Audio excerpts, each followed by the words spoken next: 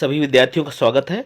Indian polity देखेंगे हम, और ये आपकी आगामी सभी परीक्षाओं के लिए बहुत महत्वपूर्ण होगा। शुरुआत से हम देखेंगे, ए टू जेड कवर करेंगे। देखिए यहाँ शुरू कर रहे हैं हम भारतीय राज्य व्यवस्था एवं शासन से शुरू कर रहे हैं। ये आपकी R O UPP, radio operator और पीयूपी पीसीएस सबके लिए इंपॉर्टेंट है। भारत का संवैधानिक विकास है, इनको दो भागों में बांटा गया है। ब्रिटिश ईस्ट इंडिया कंपनी के अंतर्गत पारित अधिनियम जो पारित हुआ था 1773 से 1853 के मध्य, और ब्रिटिश ताज के अंतर्गत पारित अधिनियम, तो दो पार्ट्स में बांटा गया है। ब्रिटिश ताज के अंतर्गत पारित अधिनियम, कंपनी के अंतर्गत पारित अधिनियम है। 1773 के रेगुलेटिंग एक्ट के द्वारा बंगाल के गवर्नर को बंगाल का गवर्नर जनरल नाम दिया गया। उसकी सहायता के लिए एक 4 सदस्यीय कार्यकारी परिषद का गठन किया गया, जिसका कार्यकाल 4 वर्ष रखा गया। इस एक्ट के अनुसार वारेन हेस्टिंग प्रथम गवर्नर जनरल तथा फ्रांसिस क्लेवरिंग मानसन और बरवाइल काउंसिल के सदस्य नियुक्त हुए। तो प्रथम वारेन हेस्टिंग प्रथम गवर्नर जनरल नियुक्त हुआ। सब परिषद गवर्नर जनरल को बंगाल में फोर्ट विलियम की प्रेसिडेंसी के सैनिक और असैनिक शासन का अधिकार दिया गया, और कुछ विशेष मामलों में मद्रास और बंबई की प्रेसिडेंसियों का भी अधीक्षण भी करना था।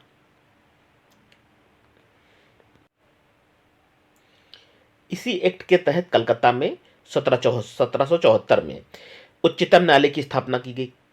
उच्चतम न्यायालय की स्थापना कब की गई? 1774 में रेगुलेटिंग एक्ट के तहत, जिसमें मुख्य न्यायाधीश और 3 अन्य न्यायाधीश थे। कंपनी के कर्मचारियों पर निजी व्यापार करने और भारतीयों से उपहार लेने पर प्रतिबंध था। ये प्रतिबंध था कंपनी कर्मचारियों पर। ब्रिटिश सरकार ने कोर्ट ऑफ डायरेक्टर्स कंपनी की गवर्निंग बॉडी के माध्यम से कंपनी पर नियंत्रण स्थापित किया। पिट्स इंडिया एक्ट देखेंगे, 1784 द्वारा कंपनी के राजनीतिक और व्यापारिक कार्यों का पृथक्करण किया गया। इस एक्ट में निदेशक मंडल को कंपनी के व्यापारिक मामलों के अधीक्षण की अनुमति तो दी गई, परंतु राजनीतिक मामलों के प्रबंधन के लिए नियंत्रण बोर्ड ऑफ कंट्रोल का गठन किया गया। 1786 के अधिनियम के द्वारा गवर्नर जनरल को विशेष परिस्थितियों में अपने परिषद के निर्णय को निरस्त करने और लागू करने का अधिकार दिया गया। गवर्नर जनरल को प्रधान सेनापति की शक्तियां भी प्रदान की गई। ये दोनों अधिकार सर्वप्रथम लॉर्ड कॉर्नवालिस ने प्राप्त किए। प्रधान सेनापति की शक्तियां 1793 के चार्टर एक्ट के अंतर्गत कंपनी के अधिकारों को 20 वर्ष के लिए बढ़ा दिया गया। आ सकता आता इंपॉर्टेंट में कि कितने वर्ष के लिए बढ़ा दिया गया कंपनी के अधिकारों को। 1793 के चार्टर एक्ट के अनुसार 1813 के चार्टर एक्ट के अनुसार पहली बार भारतीयों की शिक्षा पर प्रति वर्ष 1 लाख रुपए खर्च करने का उपबंधी किया गया। ये स्टार जो लगे हैं ये मोस्ट इंपॉर्टेंट, इससे क्वेश्चन बन रहा है। तो 1813 के चार्टर एक्ट द्वारा पहली बार ऐसा हुआ कि भारतीयों की शिक्षा पर प्रति वर्ष 1 लाख रुपए खर्च करने का उपबंध इसमें किया गया। और देखिए स्टार क्या है, कंपनी के भारतीय व्यापार के एकाधिकार को समाप्त कर दिया गया। ठीक, यद्यपि चीन के साथ और चाय के व्यापार पर एकाधिकार बना रहा। 1833 के चार्टर एक्ट द्वारा बंगाल के गवर्नर जनरल को संपूर्ण भारत का गवर्नर जनरल बना दिया गया। तो ये सब इंपॉर्टेंट है जो स्टार लगे हैं। किस एक्ट के द्वारा मतलब बंगाल के गवर्नर जनरल जो होगा वो पूरे भारत का गवर्नर जनरल होगा? 1833 के चार्टर एक्ट के द्वारा ऐसा प्रावधान किया गया।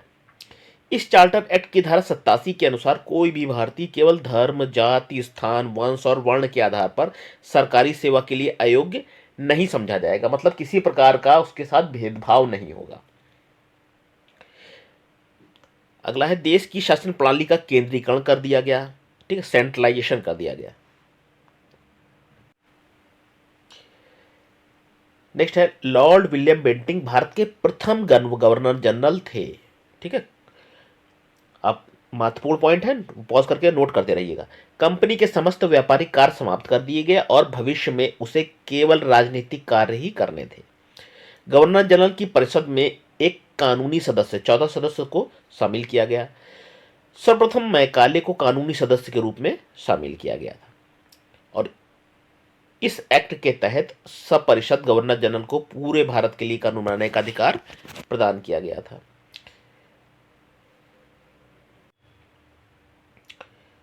और 1833 के एक्ट की बात कर रहे हैं, इस एक्ट से मतलब है, यानी कि 1833 के एक्ट में नियुक्तियों के लिए योग्यता संबंधी मापदंड अपनाकर भेदभाव को समाप्त कर दिया गया कि किसी प्रकार का भेदभाव नहीं होगा नौकरियों में। अच्छा, अब 1853 के चार्टर द्वारा विधायी शक्तियों को कार्यपालिका शक्तियों से पृथक करने की व्यवस्था की गई। विधि निर्माण हेतु भारतीय केंद्रीय विधान परिषद की स्थापना की गई। सिविल सेवकों की भर्ती एवं चयन हेतु खुली प्रतियोगिताओं का शुभारंभ किया गया। अब विद्यार्थियों, जो हमने पढ़ा है इस पर थोड़ा सा एमसीक्यू देख लेते हैं। निम्नलिखित में से किस अधिनियम में कलकत्ता में सर्वोच्च न्यायालय की स्थापना का प्रावधान किया गया? देखिए, यूपीपीसीएस मेंस 2010 का प्रश्न है। रेगुलेटिंग एक्ट 1773 के तहत कलकत्ता में सर्वोच्च न्यायालय की स्थापना हुई थी। सर एलिजा एम्पे इसके प्रथम मुख्य न्यायाधीश थे। नोट कर सकते हैं विद्यार्थियों, मोस्ट इंपॉर्टेंट है सर एलिजा एम्पे। ये तो जनरल क्वेश्चन है कि कलकत्ता में सर्वोच्च न्यायालय की स्थापना किस एक्ट के तहत हुई, ठीक है। हो सकता है ये दे दे, ठीक है, दोनों चीजें देख लीजिएगा इसको। नेक्स्ट देखते हैं किस एक्ट से क्या प्रावधान किए गए। नियामक अधिनियम जिसे कहते हैं रेगुलेटिंग एक्ट, हिंदी में कहते हैं नियामक अधिनियम। रेगुलेटिंग एक्ट 1773 में क्या हुआ? सर्वोच्च न्यायालय यानी कि सुप्रीम कोर्ट की स्थापना हुई थी, ठीक। अच्छा, पिट्स का इंडिया एक्ट कहते हैं 1784 के अधिनियम को। इसमें क्या हुआ था? नियंत्रण परिषद की स्थापना हुई थी चार्टर अधिनियम के अंतर्गत। नोट कर सकते हैं, सब इंपॉर्टेंट है। अच्छा, 1813 के अधिनियम चार्टर अधिनियम के तहत क्या हुआ? इंग्लिश मिशनरियों को भारत में काम करने की अनुमति प्रदान की गई इस अधिनियम के तहत। अब चार्टर अधिनियम 1833 के अंदर क्या हुआ? गवर्नर जनरल परिषद में कानूनी सदस्य की नियुक्ति से यह संबंधित था।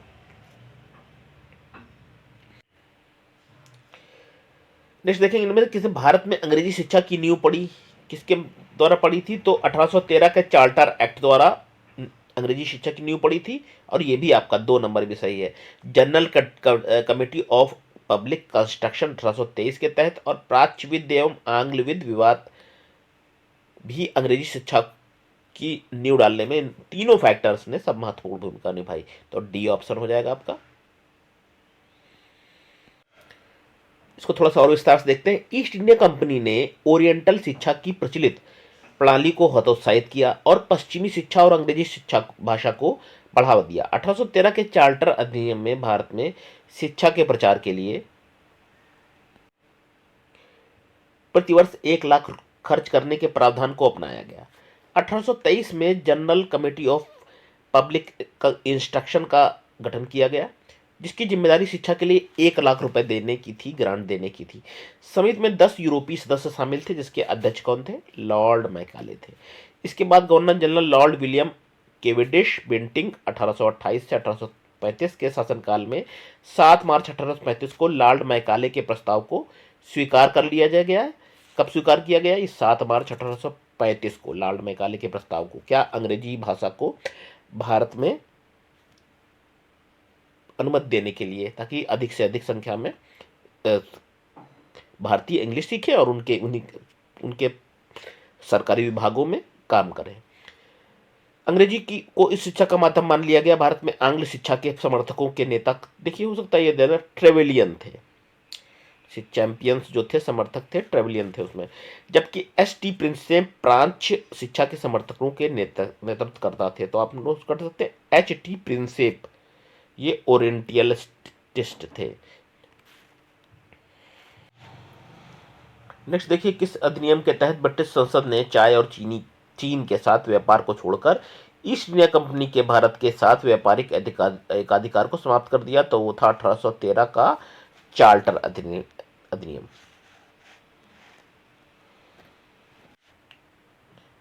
नेक्स्ट है, किस अधिनियम ने भारतवासियों को अपने देश के प्रशासन में कुछ हिस्सा लेना संभव बनाया?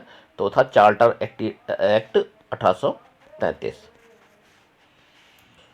चार्टर एक्ट 1833 की धाराओं में सबसे महत्वपूर्ण धारा संख्या जो थी वो थी 1887, जिसमें यह कहा गया कि किसी भी भारतीय अथवा क्राउन की देशज प्रजा को अपने धर्म, जाति, स्थान, वंशानुक्रम, वर्ग और उनमें से किसी एक कारणवश कंपनी के अधीन किसी स्थान, पद और सेवा के अयोग्य नहीं माना जाएगा।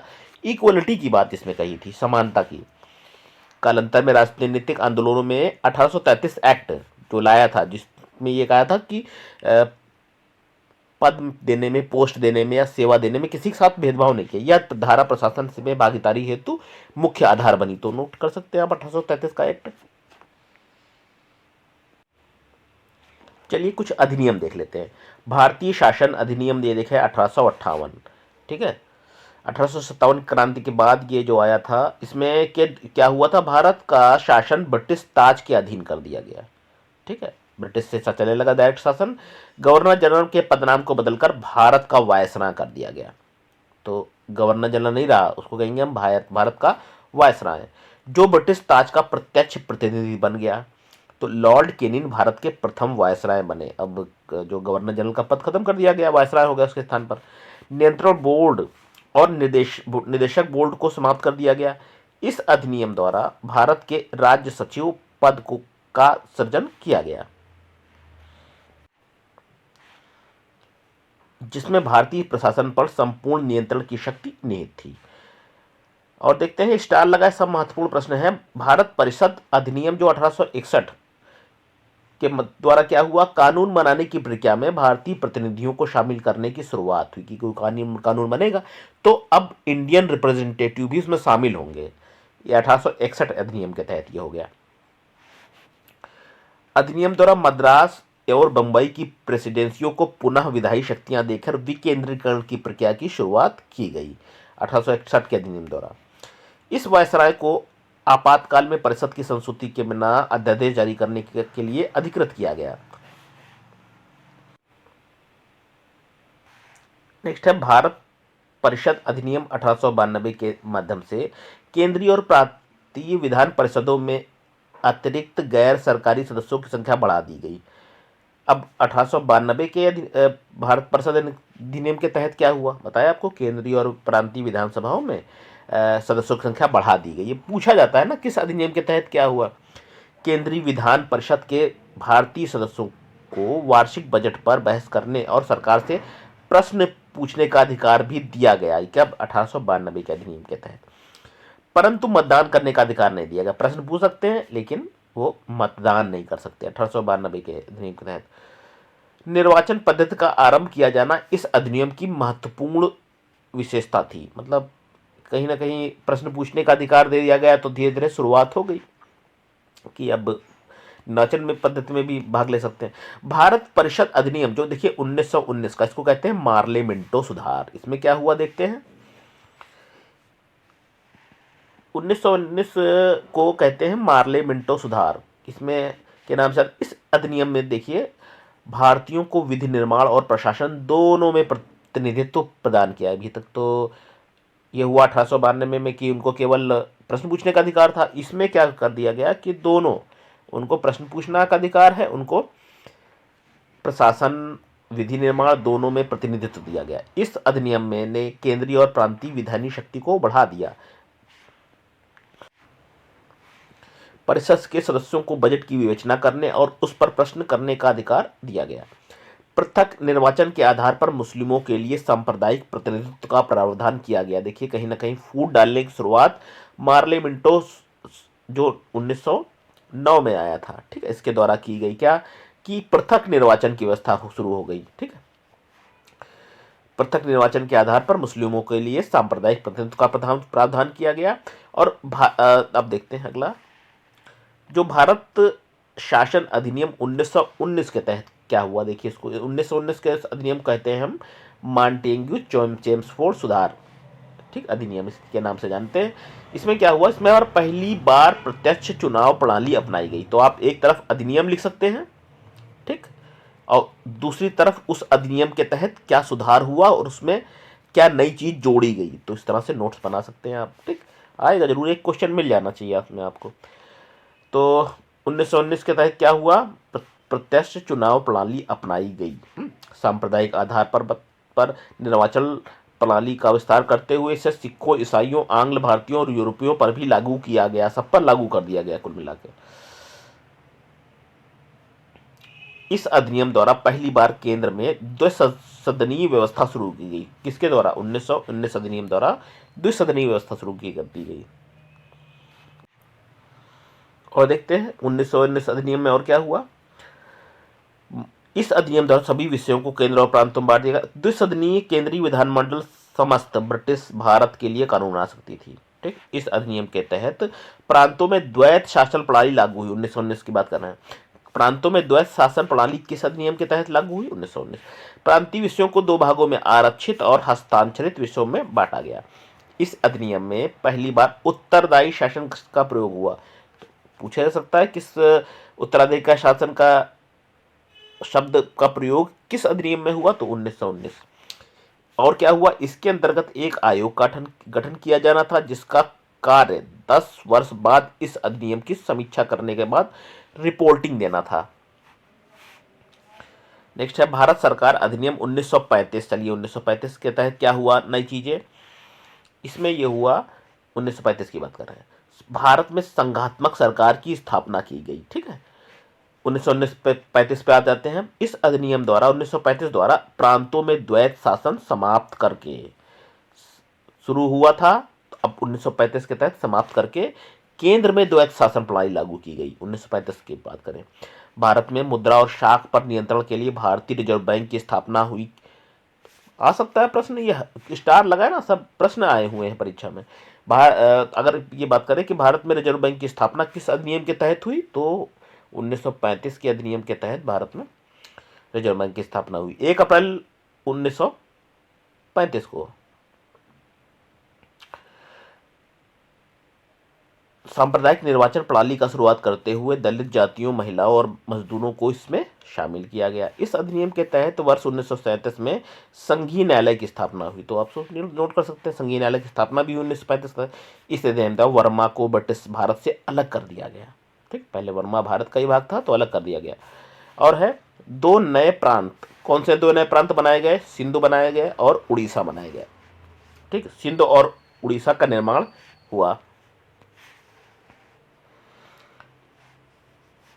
इसके तहत कुछ प्रांतों में द्विसदनात्मक व्यवस्था की गई। भारतीय स्वतंत्रता अधिनियम, जो लास्ट अधिनियम था 1947, ठीक, इसने 15 अगस्त 1947 को भारत को स्वतंत्र और संप्रभुत्व राष्ट्र घोषित कर दिया गया। इसमें वायसराय का पद समाप्त कर दिया गया और दोनों डोमिनियंस राज्य में गवर्नर जनरल का पद सृजित कर दिया गया। इसके अंतर्गत शाही उपाधि में भारत का सम्राट शब्द समाप्त कर दिया गया। तो चलिए विद्यार्थियों, इसी पर आधारित हम कुछ एमसीक्यू देख लेते हैं, अच्छे से और रिवीजन हो जाएगा आपका। किस अधिनियम के अंतर्गत भारतीय विधान परिषद को बजट पर बहस करने की शक्ति प्राप्त हुई? तो यह है आपका भारतीय परिषद अधिनियम 1892।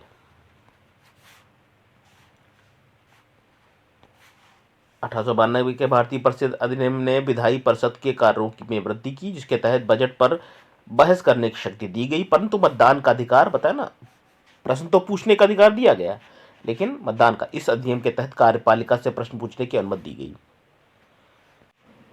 एमसीक्यू से विद्यार्थियों आपका रिवीजन हो जाएगा, एमसीक्यू फॉर्म भी जरूर देखिए। ठीक, किस अधिनियम द्वारा भारत में संघीय न्यायालय की स्थापना की गई?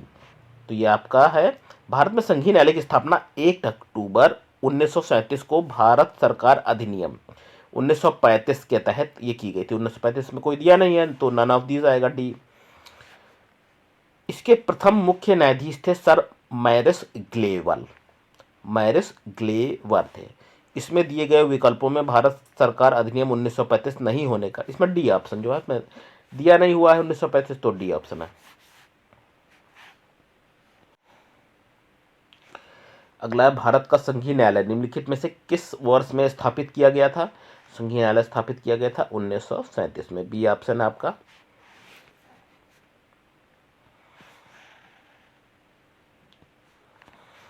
नेक्स्ट है, केंद्र में द्वैत शासन किस अधिनियम के अंतर्गत स्थापित किया गया था? तो यह है आपका भारत सरकार अधिनियम 1935 के तहत। 1935 के अंतर्गत केंद्र में द्वैत शासन एक नए अखिल भारतीय संघ की स्थापना और प्रांतों में द्वैत शासन व्यवस्था को समाप्त करने का प्रावधान किया गया।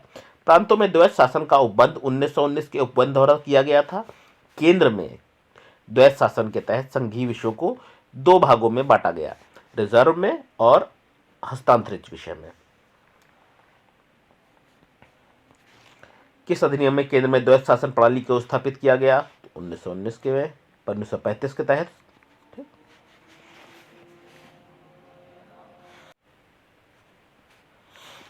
नेक्स्ट है 1919 के भारत शासन अधिनियम को निम्नलिखित में से कौन सी प्रमुख विशेषताएं हैं? तो आप जितने अधिनियम बताए आप इस तरह से लिख लीजिएगा। इस अधिनियम जो हमने आपको बताया 1919, 1935, 1909 और विशेषताएं उनकी। अब 1919 में क्या विशेषताएं थी? अब आप देखिए आंसर इसमें होगा आपका सी 1 और 3। प्रांतों की कार्यकारिणी सरकार में द्वैध शासन की व्यवस्था की गई। ठीक। और ये नंबर 3, केंद्रों द्वारा प्रांतों की विधायी शक्तियों का हस्तांतरण किया गया। 1+3।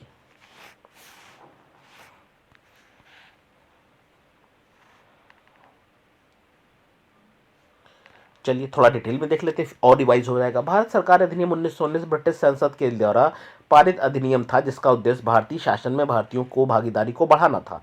इस अधिनियम को भारत सचिव एडविन मॉन्टेग्यू और वायसराय लॉर्ड चेम्सफोर्ड के कार्यकाल में पारित किया गया था। इस अधिनियम के द्वारा राज्यों में ड्वेल शासन, ठीक है, की स्थापना की गई। ऐसे प्रत्येक राज्य में राज्य के प्रशासन को 2 श्रेणियों में बांटा गया, आरक्षित और दूसरी हस्तांतरित। इस प्रकार हस्तांतरित विषयों के संबंध में केंद्र द्वारा प्रांतों की विधायी शक्तियों का हस्तांतरण किया गया। जहां तक मुसलमानों के लिए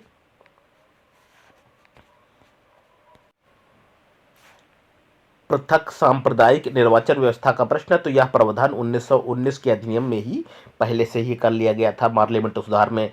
1919 के अधिनियम में यह व्यवस्था न केवल जारी रही बल्कि इसे सिखों, यूरोपियों, भारतीय ईसाइयों और एंग्लो इंडियनों के लिए भी इसको विस्तारित कर दिया गया। ठीक। पृथक निर्वाचन की बात करें, भारतीय विधानपालिका प्रथम बार द्विसदनीय कब बनाई गई? किस अधिनियम के तहत बनाई गई? द्विसदनीय है। देखिए द्विसदनीय बनी थी 1919 के भारत सरकार अधिनियम द्वारा। 1919 के भारत सरकार अधिनियम द्वारा केंद्र में द्विसदनीय विधानपालिका की स्थापना की गई। ऊपरी सदन राज्य परिषद जिसे कहते हैं काउंसिल ऑफ स्टेट कहलाता था, जो 5 साल के लिए होता था। उसके 60 सदस्यों में से 34 निर्वाचित होते थे और 26 मनोनीत होते थे। निचला सदन केंद्रीय विधानसभा सेंट्रल लेजिस्लेटिव असेंबली कहलाता था, जो 3 वर्ष के लिए होना था। उसके 144 सदस्यों में से 104 निर्वाचित होते थे और 40 जो थे वो मनोनीत होते थे। कौन सा एक्ट द्विसदनीय विधायक का लाया? यह आपका 1919 एक्ट द्विसदनीय विधायक का लाया। अच्छा, राष्ट्रपति की अध्यादेश निर्गत करने की शक्ति ये किस अधिनियम से ली गई है, मतलब है ना उसी, तो ये आपकी प्रेरित है भारत सरकार अधिनियम 1935 से ये प्रेरित है। बी, यह तब ब्रिटिश भारत में गवर्नर जनरल को 1861 को भारत परिषद अधिनियम से ही विधान परिषद की अनुमति के बिना अध्यादेश जारी करने की शक्ति प्राप्त थी। तथापि भारतीय संविधान में राष्ट्रपति की अध्यादेश निर्गत करने की शक्ति जो दी हुई है यह अनुच्छेद 123 में है।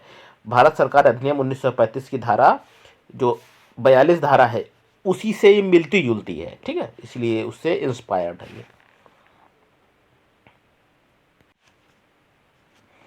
केंद्रीय विधानसभा का निम्नलिखित में से कौन सा निर्वाचन भारत शासन अधिनियम 1919 के तहत हुआ? तो ये आपका सी है, सी ऑप्शन जो है ए और सी, 1926 और 1945।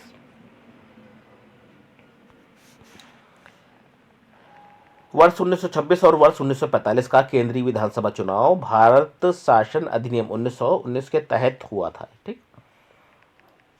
नेक्स्ट है, किस अधिनियम द्वारा संवैधानिक निरंकुशता का सिद्धांत प्रवक्त किया गया? यह है आपका 1935 का भारत सरकार अधिनियम द्वारा, सी ऑप्शन।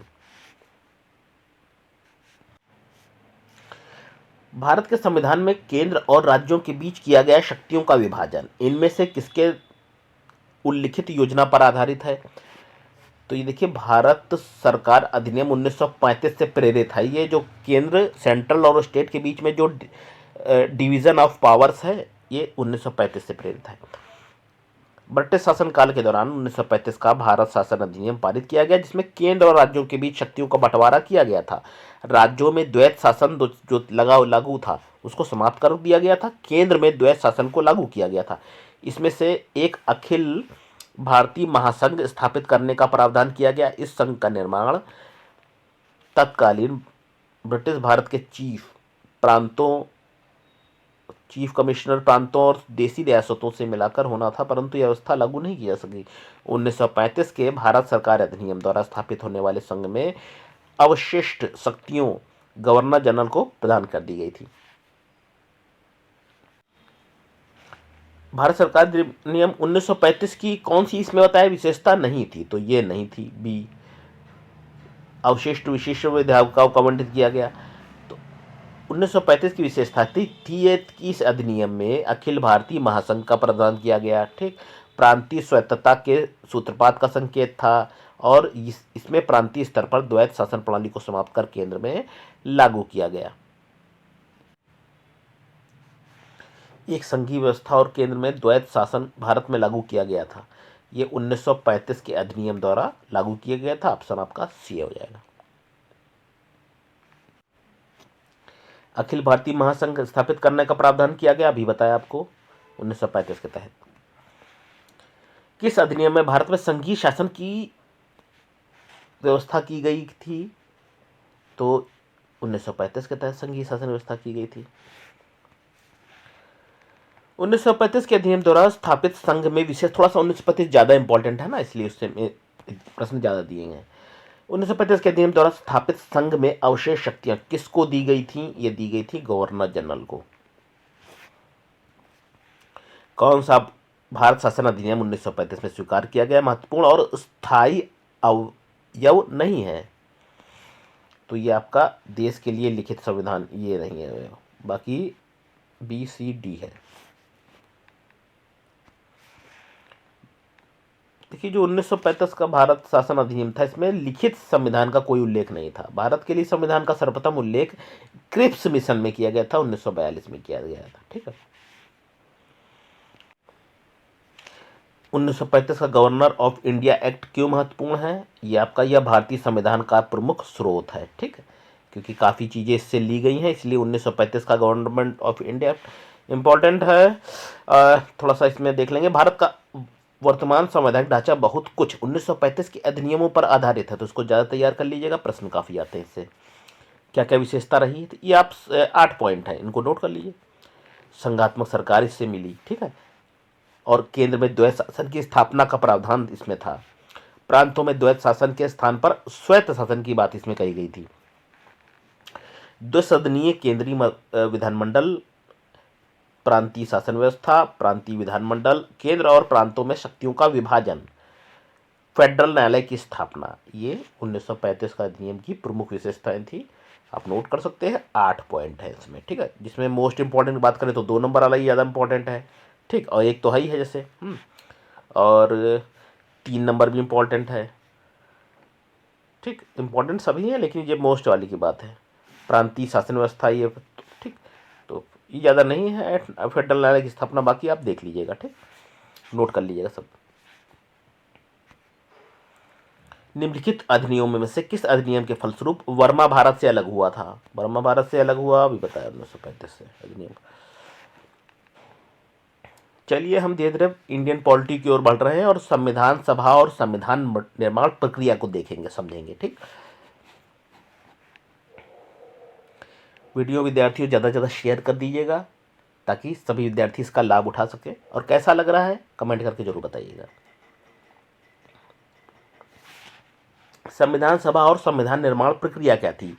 भारतीयों की ओर से संविधान सभा की सर्वप्रथम मांग कब हुई? मई 1934 में की। किसने की? स्वराज पार्टी ने की, रांची में। ठीक, वर्ष 1934 में भारत में संविधान सभा के गठन का विचार एम.एन. रॉय ने दिया था। ये मई 1934 में एम.एन. रॉय ने, जो स्वराज पार्टी से संबंधित थे, इसको कहा था कि हमारा भारत है, इसका संविधान होना चाहिए। भारतीय राष्ट्रीय कांग्रेस के स्तर पर पहली बार 1935 में संविधान निर्माण के लिए आधिकारिक रूप से संविधान की सभा की मांग की गई, तो पहली बार कब की गई? 1935 में की गई। विचार कब आया? 1934 में आया।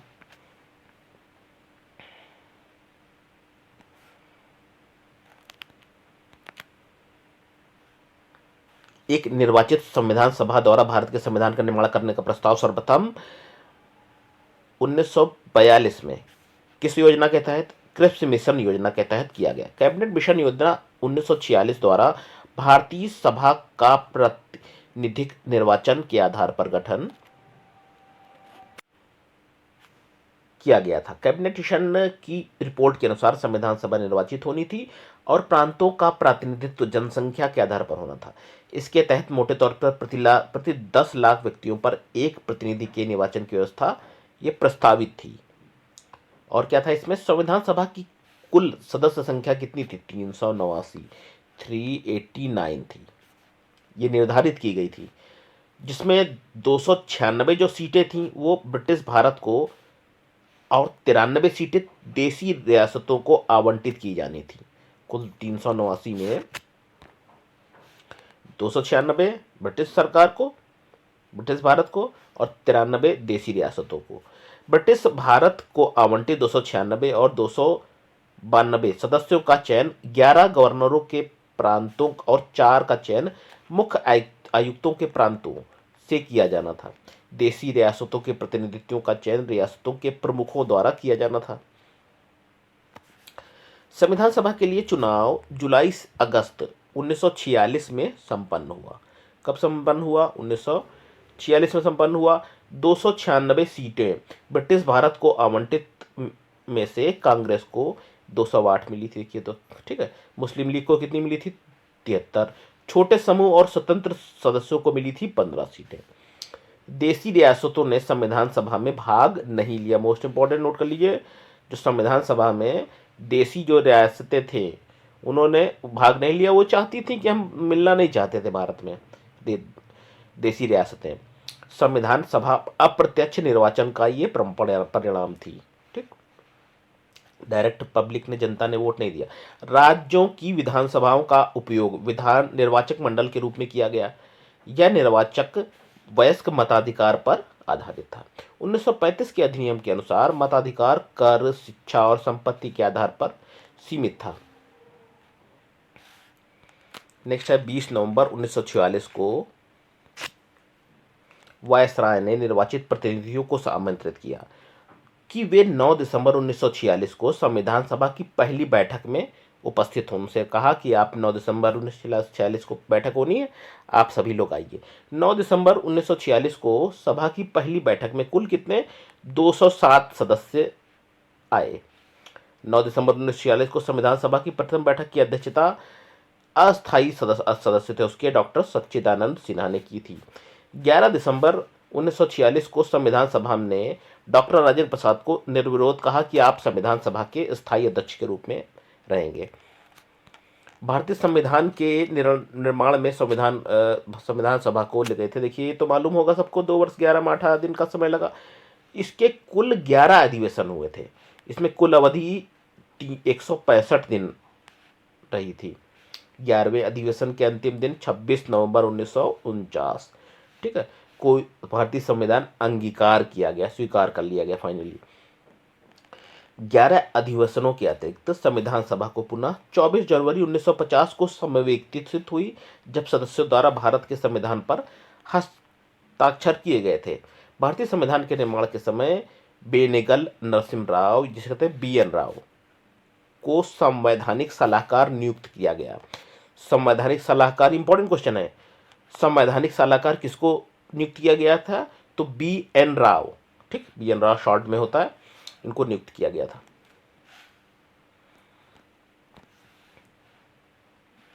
26 नवंबर 1949 को भारत के लोगों द्वारा संविधान को अंगीकृत, अधिनियमित और आत्मसमर्पित किया गया। संविधान पूर्ण रूप से 26 जनवरी 1950 को लागू हुआ। सबको पता है 26 जनवरी को लागू हुआ, ठीक है। संविधान सभा में कुल महिलाओं की संख्या, ये है इंपॉर्टेंट, संविधान सभा में कितनी महिलाएं थी? फीमेल कितनी फीमेल थी? ये आ जाएगा आपका 15 थी, ठीक। 15 के नाम देख लीजिए। देखिए, विजय लक्ष्मी पंडित थी, राजकुमारी अमृत कौर थी, सरोजिनी नायडू थी, सुचेता कृपलानी,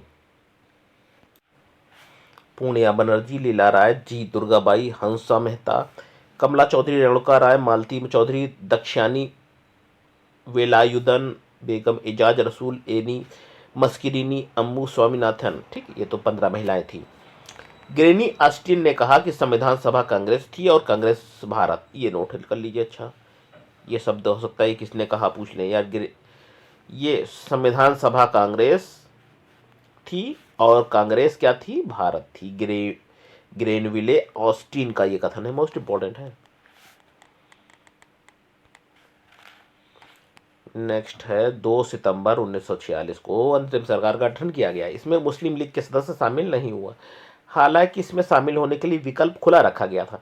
26 नवंबर 1946 को जब सरकार का पुनर्गठन किया गया, तब मुस्लिम लीग के 5 प्रतिनिधियों को कैबिनेट में शामिल किया गया। चलिए विद्यार्थियों, हमने आपको बताया, अब इसी पर आधारित एमसीक्यू देखते हैं क्या दिया हुआ है।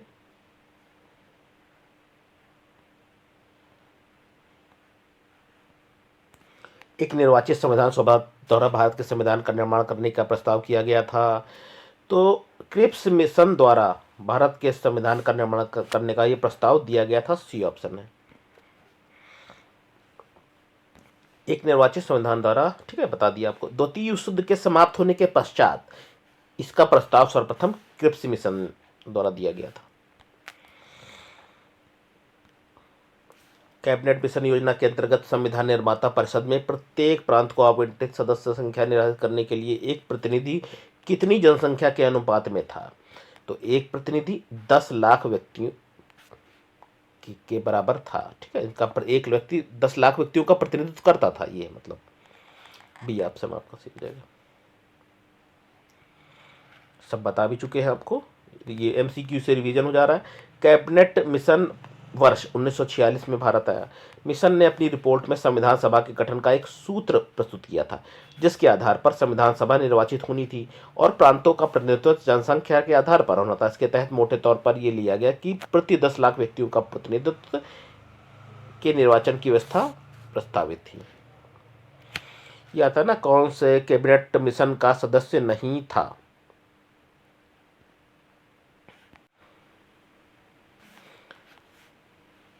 विलियम वुड ये कैबिनेट मिशन के सदस्य नहीं थे, बाकी स्टेफर्ड क्रिप्स थे, पैट्रिक लॉरेंस थे, एवी एलेक्जेंडर थे, ये कैबिनेट मिशन से जुड़े हुए थे।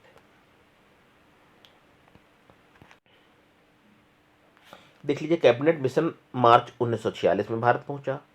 इस मिशन के सदस्य नोट कर लीजिए, आ जाता है। स्टेफर्ड क्रिप्स अध्यक्ष थे बोर्ड ऑफ ट्रेड के, पैट्रिक लॉरेंस ये भारत के सचिव थे, और ए बी एलेक्जेंडर नौसेना के मंत्री थे। ये A B Alexander most important है। ये भारतीय संविधान सभा का गठन किया गया था। ये कैबिनेट मिशन योजना 1946 के अंतर्गत भारतीय संविधान सभा का गठन किया गया था, सी ऑप्शन।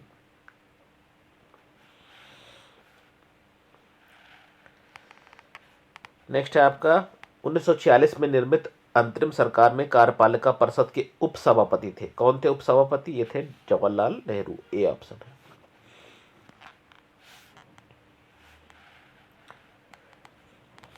चौबीस अगस्त 1946 को अंतरिम राष्ट्रीय सरकार की घोषणा इस व्यवस्था के साथ की गई कि अंतरिम सरकार 2 सितंबर 1946 को कार्यभार संभालेगी।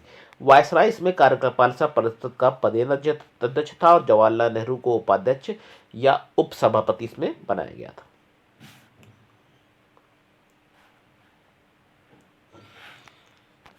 नेक्स्ट देखते हैं, कौन अगस्त 1946 में गठित प्रथम अंतरिम राष्ट्रीय सरकार का सदस्य नहीं था?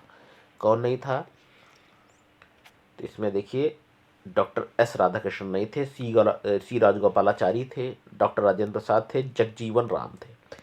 कैबिनेट मिशन योजना के आधार पर 24 अगस्त 1946 की घोषणा के तहत नवनिर्वाचित संविधान सभा से 2 सितंबर 1946 को भारत की अंतरिम सरकार का गठन किया गया था। इसमें सीरोज नोट कर सकते हैं, आ सकता है ये, सी राज गोपालाचारी थे शिक्षा मंत्री, ठीक, डॉक्टर राजेंद्र प्रसाद अंतरिम सरकार में खाद्य एवं कृषि मंत्री थे तथा जगजीवन राम श्रम मंत्री थे, जबकि डॉक्टर एस राधाकृष्णन इस प्रथम आंतरिक राष्ट्रीय सरकार के सदस्य नहीं थे।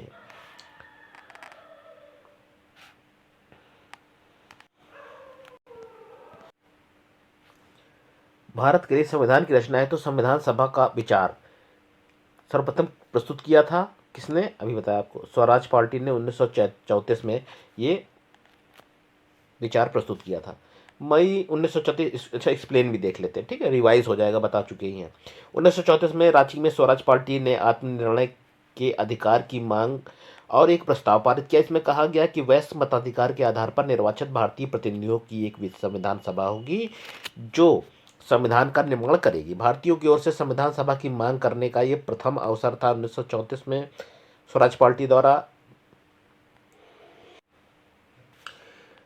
कौन सा कथन संविधान सभा के विषय में सही नहीं है, कौन सा सही नहीं है, या वयस्क मताधिकार पर आधारित नहीं थी, ये असत्य है, असत्य पूछा गया।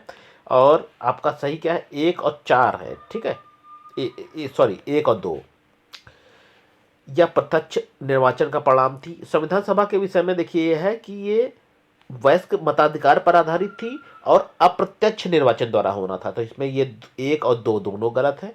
बाकी असत्य पूछा गया है तो वयस्क मताधिकार पर आधारित नहीं थी, मतलब आधारित थी, ठीक है, इसमें आपका असत्य दिया है। और ये प्रत्यक्ष निर्वाचन दिया है, ये अप्रत्यक्ष है, ठीक। बाकी असत्य पूछा गया तो 1 और 2 गलत है। चलिए इसको भी देख लेते हैं फट से। संविधान सभा के गठन के लिए राज्यों की विधानसभाओं का उपयोग निर्वाचन मंडल के रूप में किया गया, अतः संविधान सभा अप्रत्यक्ष निर्वाचन का परिणाम थी, ठीक। यह निर्वाचन प्रारंभिक राज्य विधानमंडलों के स्तर पर वयस्क मताधिकार प्रणाली द्वारा किया गया था। संविधान सभा में अनेक दलों को लोग शामिल थे। इस सभा ने अपने कार्यों का संचालन करने के लिए अनेक समितियों का गठन किया था। नेक्स्ट है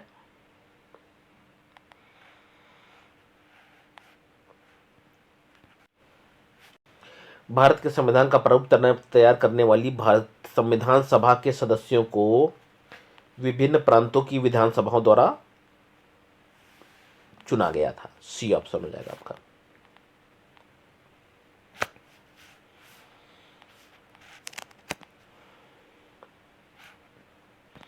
भारतीय इतिहास के संदर्भ में प्रांतों से संविधान सभा के सदस्य प्रांतीय विधानसभाओं द्वारा निर्वाचित हुए थे।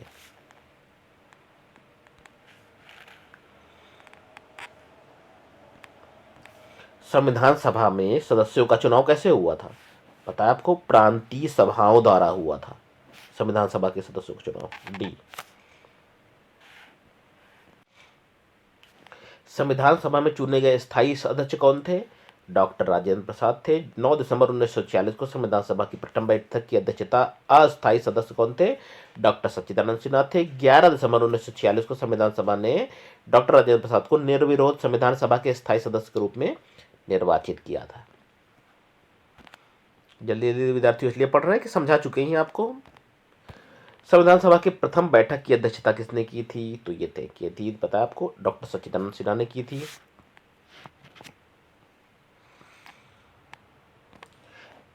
भारतीय संविधान सभा के उद्घाटन अधिवेशन की अध्यक्षता की गई थी डॉक्टर सच्चिदानंद सिन्हा द्वारा। संविधान निर्माती सभा के अध्यक्ष कौन थे, ये थे डॉक्टर राजेंद्र प्रसाद। स्वतंत्र भारत की संविधान सभा के अध्यक्ष कौन थे, ये थे राजेंद्र प्रसाद। भारतीय संविधान सभा की स्थापना की गई थी 9 दिसंबर 1946 को हुई थी संविधान सभा की स्थापना।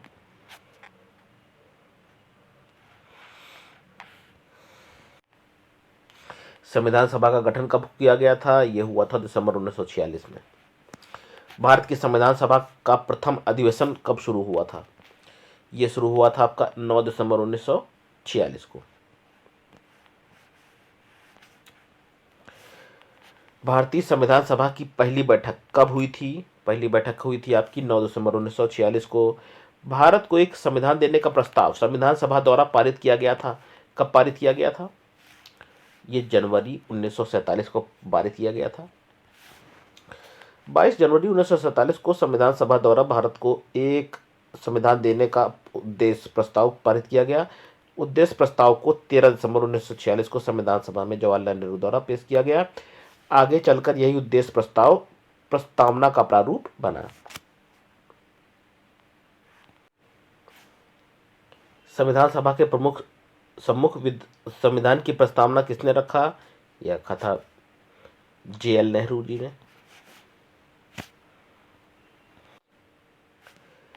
संविधान सभा में उद्देश्य प्रस्ताव निम्नलिखित में से किस एक के द्वारा प्रस्तुत किया गया था? JL नेहरू द्वारा। भारतीय संविधान के निर्माण में निम्नलिखित कथनों में से कौन सा सही है, आपको बताना है।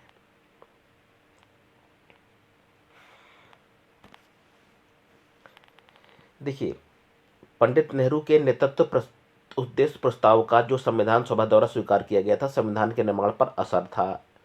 उद्देश्य का बहुत महत्वपूर्ण उद्देश्य को पूरा करती है। संविधान को भारत के लोगों ने आदेशित किया है। राज्यों के मुखिया को लोग प्रत्यक्ष रूप से निर्वाचित करते हैं। इसमें आपका सही हो जाएगा 1, 2, 3 से है। ठीक है, ये सही नहीं है, 4 नंबर वाला सही पूछे गए हैं, तो फर्स्ट, सेकेंड और थर्ड आपका सही है।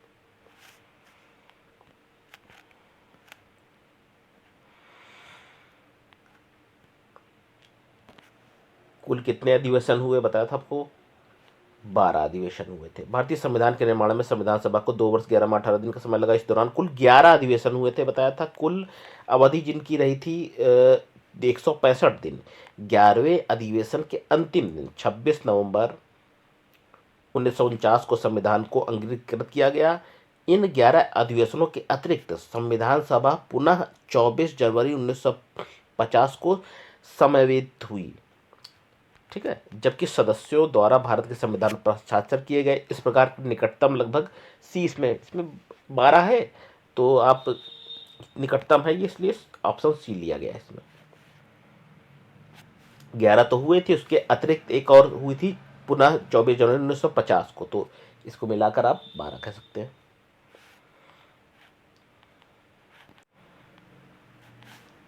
भारत की संविधान सभा की अंतिम बैठक कब थी, तिथि को बताइए। तो अंतिम बैठक जो 12वीं थी, तो वो थी आपकी 24 जनवरी 1950 को सी। ठीक है, 2 वर्ष 11 माह 12 दिन, ये तो सही है। चलिए इसको देख लेते हैं। संविधान सभा के पहले उपाध्यक्ष कौन थे?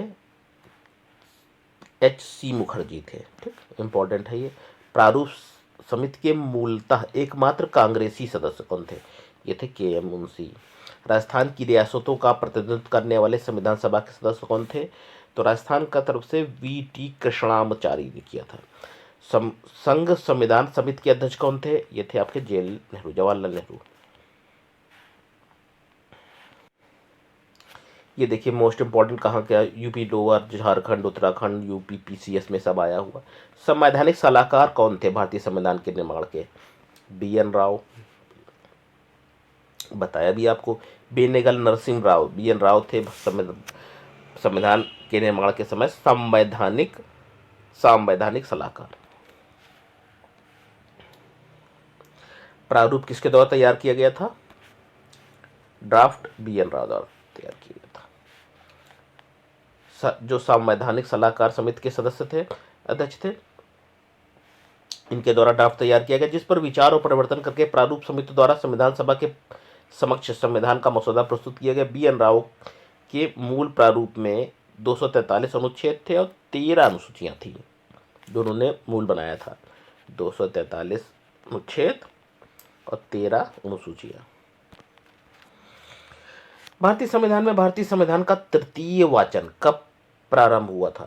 तृतीय वाचन शुरू हुआ था 17 नवंबर 1949 से प्रारंभ हुआ, 26 नवंबर 1949 तक ये चला था। भारत का संविधान पूर्ण रूप से तैयार हुआ था 26 नवंबर 1949 को। भारतीय संविधान की उद्देशिका प्रस्ताव में उल्लेख किया गया है कि 26 नवंबर 1949 को भारत के लोगों ने संविधान को अंगीकृत, अधिनियमित और आत्मसमर्पित किया। संविधान दिवस भी मनाते हैं 26 नवंबर को।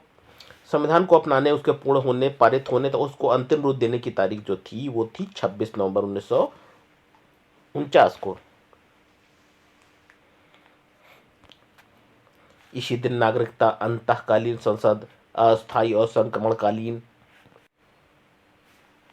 उपबंध लागू हो गए तथा संविधान के शेष उपबंध 26 नवंबर 1950 से प्रभावित हुए।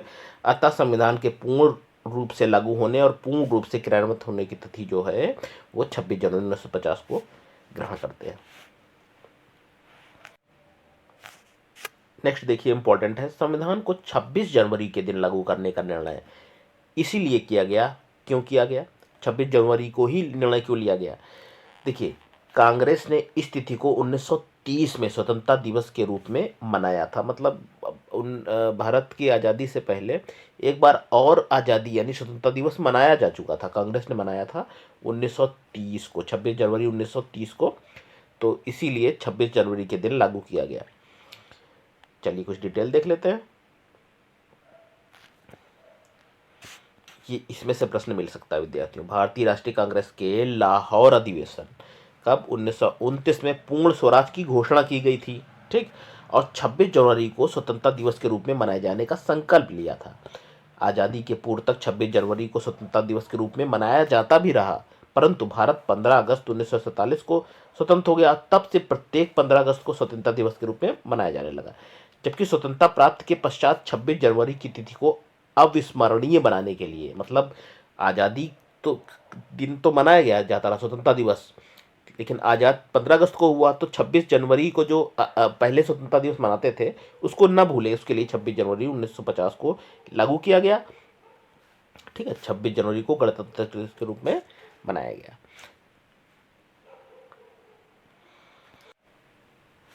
भारतीय संविधान को अपनाया गया था, संवैधानिक सभा द्वारा अपनाया गया था। ठीक, ए ऑप्शन है। संविधान सभा के 11वें अधिवेशन में 26 नवंबर 1949 को भारतीय संविधान सभा द्वारा अपनाया गया।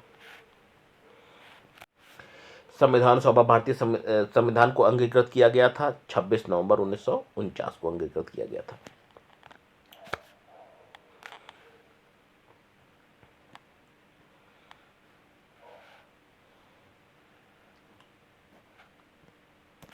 भारत का संविधान अंगीकृत और अधिनियमित हुआ था 26 नवंबर 1949 को।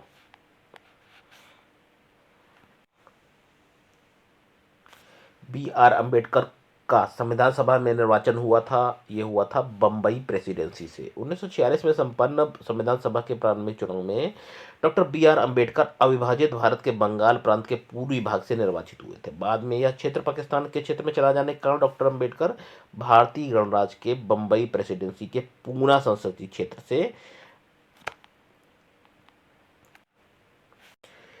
निर्वाचित होकर भारतीय संविधान सभा में सम्मिलित हुए। पूना सीट उनके लिए कांग्रेस के M.R. जयकर ने त्यागपत्र देकर रिक्त की थी। ठीक है,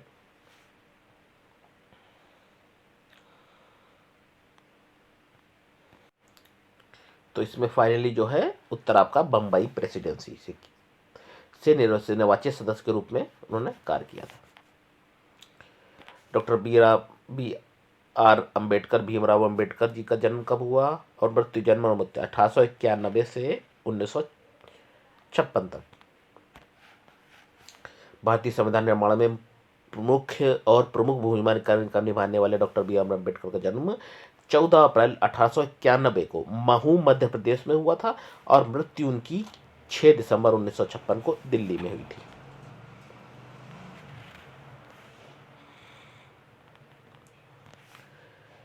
तृतीय गोलमेज सम्मेलन के विचार विमर्श की परिणति भारत सरकार अधिनियम 1935 के पारित होने के रूप में हुई। भारत सरकार अधिनियम 1935 ने ब्रिटिश सरकार के सूबों और भारतीय रियासतों को एक संघ पर आधारित ऑल इंडिया फेडरेशन के गठन का उपबंध दिया। दोनों बातें आपकी सही हैं।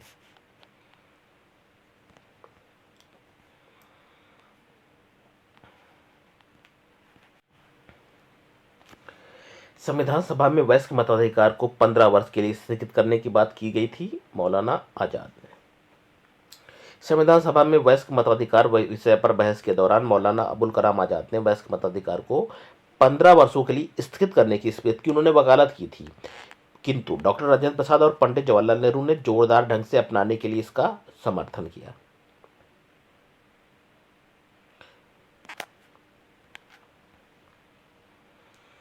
नेक्स्ट है, निम्नलिखित में से किसने सुझाव दिया था कि भारत की स्वतंत्रता के बाद भारतीय राष्ट्रीय कांग्रेस को एक राजनीतिक दल के रूप में भंग कर दिया जाना चाहिए? किसने कहे थे? ये इंपॉर्टेंट है, महात्मा गांधी ने बात कही थी ये, कि राजनीतिक दल के रूप में इसको भंग कर देना चाहिए जब हमको आज़ादी मिल जाए। भारत की स्वतंत्रता के उपरांत महात्मा गांधी ने यह सुझाव दिया था कि भारतीय राष्ट्रीय कांग्रेस को अब एक राजनीतिक दल के रूप में भंग कर दिया जाना चाहिए।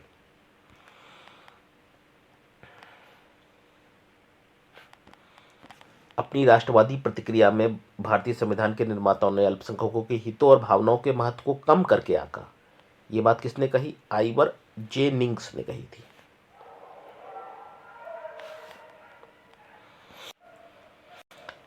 किसने कहा था कि संविधान सभा कांग्रेस थी और कांग्रेस भारत था? भी बताया आपको, ऑस्टिन ने कही थी। ग्रेनविले ऑस्टिन का नाम था, कई बार बताया आपको। भारतीय संविधान सभा की में कुल कितनी महिलाएं सदस्य थी? 15 के नाम हमने आपको पढ़ के बताए, ठीक है, 15 थी, ए ऑप्शन। भारतीय संविधान सभा में कुल 15 महिलाएं थी। तो विद्यार्थियों, हम आपको एक्सप्लेन भी बता रहे हैं, एमसीक्यू उसी पर आधारित भी बता रहे हैं, ताकि आपकी अच्छे से तैयारी हो जाए। मेरा प्रयास है इसमें से अगर आप अच्छे से नोट्स बना के पढ़ लेंगे ना तो बाहर क्वेश्चन जाएगा नहीं, ठीक है। अब चलिए आगे देखते हैं। संविधान सभा की प्रमुख समितियां, ठीक। संविधान सभा द्वारा विभिन्न कार्यों को संपादित करने के लिए अनेक समितियों का गठन किया गया। प्रमुख समितियां, उनके अध्यक्ष इस प्रकार हैं, देखिए। संविधान समिति, ठीक है, संविधान से संबंधित जो समितियां थी उनमें जवाहरलाल नेहरू इनके प्रमुख थे। संघ संविधान समिति के नियत समिति डॉक्टर राजेंद्र प्रसाद अध्यक्ष थे। संचालन समिति, नोट कर सकते हैं आप, डॉक्टर राजेंद्र प्रसाद। प्रारूप ड्राफ्टिंग कमेटी के थे डॉक्टर भीमराव अम्बेडकर। मौलिक अधिकारों एवं अल्पसंख्यकों हेतु सलाहकार समिति के अध्यक्ष थे सरदार वल्लभ भाई पटेल, ठीक। संविधान निर्माण से समिति संबंधित जो समितियां बनी थी उनके अध्यक्ष। मूल अधिकार उप समिति के कौन थे? जेबी कृपलानी थे। अल्पसंख्यक उप समिति के कौन थे? एच.सी. मुखर्जी थे। संघ शक्ति समिति के अध्यक्ष थे जवाहरलाल नेहरू। प्रांतीय संविधान समिति के अध्यक्ष थे सरदार वल्लभ भाई पटेल। प्रारूप समिति में अध्यक्ष बी.आर. अम्बेडकर समेत कुल 7 सदस्य थे। तो उनको मिला के कुल कितने सदस्य थे ड्राफ्टिंग कमेटी में? 7, ठीक।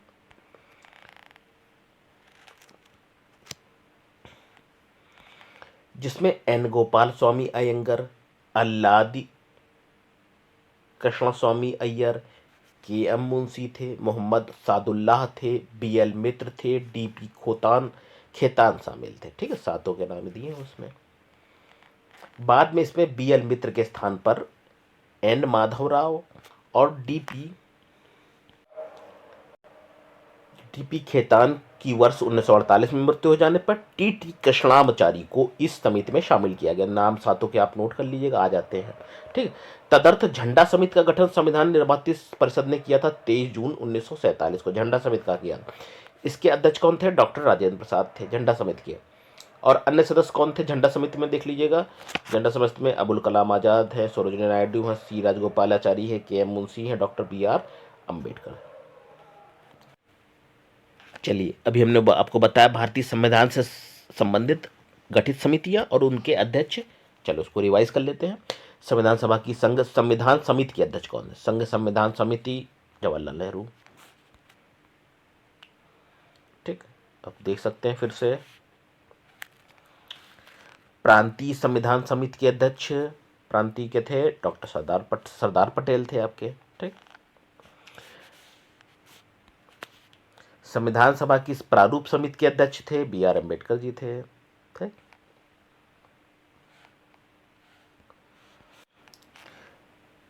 संविधान सभा द्वारा स्थापित मौलिक अधिकारों और अल्पसंख्यकों हेतु सलाहकार समिति के अध्यक्ष कौन थे? ये थे सरदार पटेल थे।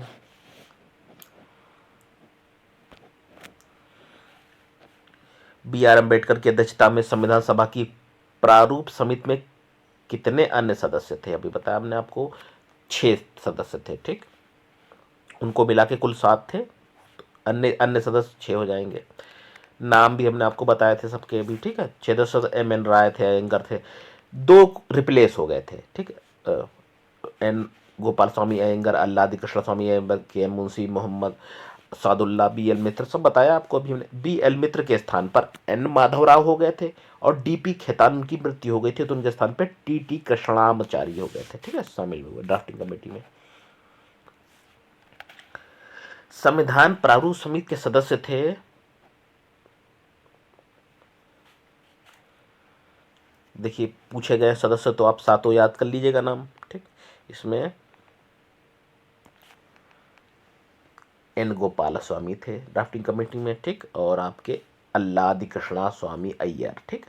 ये जवाहरलाल नेहरू जी और सरदार पटेल जी ड्राफ्टिंग कमेटी में नहीं थे।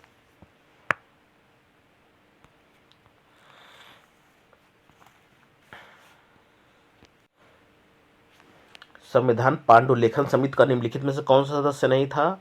जवाहरलाल नेहरू थे, संविधान सभा ने डॉक्टर बी आर अम्बेडकर की अध्यक्षता में प्रारूप समिति का गठन कब किया था? तो ड्राफ्टिंग कमेटी बनी थी 29 अगस्त 1947 को। नोट कर लेते हैं, 29 अगस्त 1947 को संकल्प प्राप्त करके बी आर अम्बेडकर की अध्यक्षता में प्रारूप समिति का गठन किया गया था। इस तरह झंडा समिति के अध्यक्ष कौन थे? झंडा समिति के अध्यक्ष थे डॉक्टर राजेंद्र प्रसाद, ठीक। बी भारतीय इतिहास में 2 झंडा समितियों का विशेष उल्लेख मिलता है। कौन कौन सी हैं वो 2 अप्रैल 1931 को कांग्रेस के कराची अधिवेशन में गठित झंडा समिति, जिसके अध्यक्ष कौन थे? पहली वाली जो थी, ठीक है, 2 अप्रैल 1931 को, तो इसके अध्यक्ष थे सरदार वल्लभ भाई पटेल और शेष 6 सदस्य थे, देखिए नाम दिए हम, मौलाना अबुल कलाम, तारा सिंह, जवाहरलाल नेहरू, बी आर केलकर, हरिदकर, पट्टाभी सीतारामैया। दूसरी झंडा समिति देखी है, एक तदर्थ झंडा समिति का गठन संविधान निर्मात्री परिषद ने किया था। कब किया था? 23 जून 1947 को किया था इसका, ठीक है, दूसरी वाली, जिसके अध्यक्ष कौन थे? डॉक्टर राजेंद्र प्रसाद थे। और अन्य सदस्य कौन थे इसमें? अन्य सदस्य देखिए, हो सकता है पूछ ले, अबुल कलाम आजाद है, सरोजिनी नायडू है, सी राजगोपालाचारी हैं। दूसरी वाली में के एम मुंशी हैं, जो संविधान सभा निर्माती परिषद के तहत थे। बी आर अम्बेडकर हैं, ठीक। इतने नाम हैं, नोट कर लीजिएगा झंडा समिति में। तो 1 2 3 4 5 6 थे। यहाँ संविधान निर्माती परिषद द्वारा गठित झंडा समिति का प्रश्न पूछा गया है, ठीक है, तो बी ऑप्शन होगा आपका।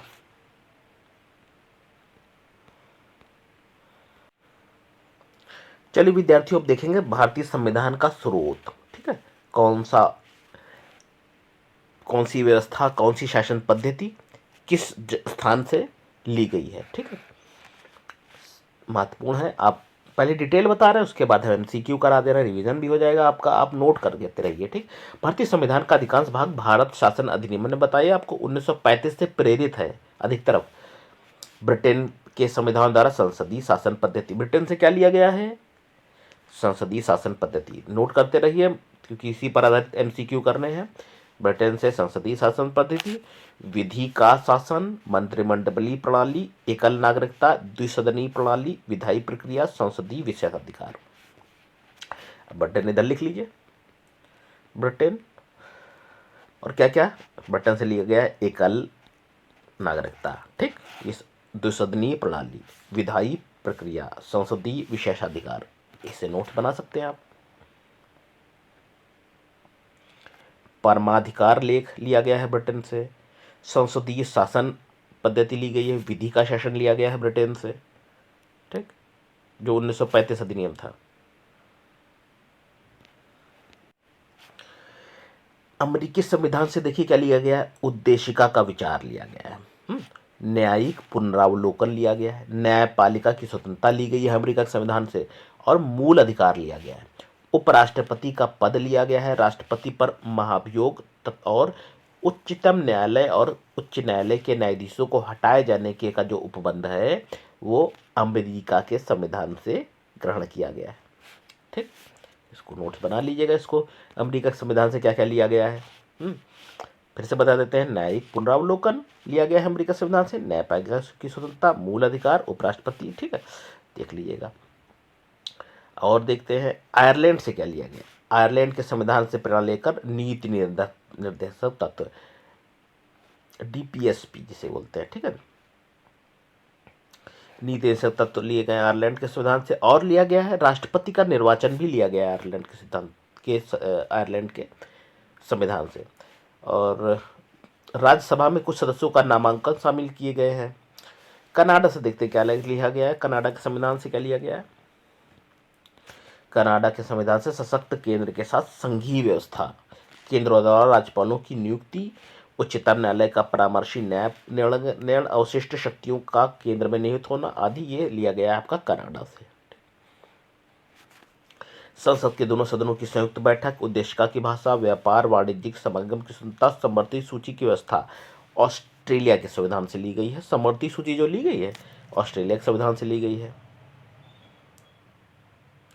संसद के दोनों सदनों की संयुक्त बैठक, उसकी अध्यक्षता राष्ट्रपति करेगा। ये समवर्ती आपका लिया गया है ऑस्ट्रेलिया के संविधान से। जर्मनी से क्या क्या लिया गया है, जर्मनी के संविधान से आपातकालीन उपबंध लिया गया है, ठीक, वित्तीय अधिकार को छोड़कर लिया गया। जापान से विधि द्वारा स्थापित प्रक्रिया, और दक्षिण अफ्रीका के संविधान से लिया गया है संविधान संशोधन की व्यवस्था करना। राज्यसभा के सदस्यों का निर्वाचन ग्रहण किया गया है। मूल कर्तव्य और प्रस्तावना में न्याय, सामाजिक, आर्थिक और राजनीतिक के आदर्श को सोवियत संघ के संविधान से लिया गया है। तो सोवियत संघ जिसको रशिया कहते हैं, ठीक, रूस का प्राचीन नाम सोवियत संघ है। तो मूल कर्तव्य लिया गया है सोवियत संघ से, प्रस्तावना में न्याय, आर्थिक और राजनीतिक के आदर्शों के लिए संविधान से लिया गया। चलिए अब बताइए कौन कौन कहाँ से लिया गया है, इसी पर आधारित कर लेते हैं। उद्देशिका का विचार कहाँ से लिया गया है, उद्देशिका का विचार ये लिया गया यूएस के संविधान से, डी।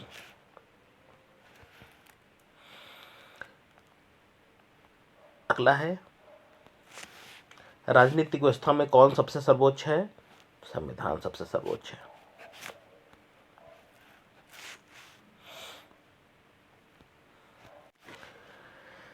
अगला है जुडिशियल रिव्यू की संकल्पना निम्नलिखित किस देश के संविधान से ली गई है, संयुक्त राज्य अमेरिका के संविधान से ली गई है जुडिशियल रिव्यू। न्यायिक पुनरावलोकन, इसकी व्यवस्था किससे देश के, ये भारत और यूएसए से ली गई है न्यायिक पुनरावलोकन की व्यवस्था।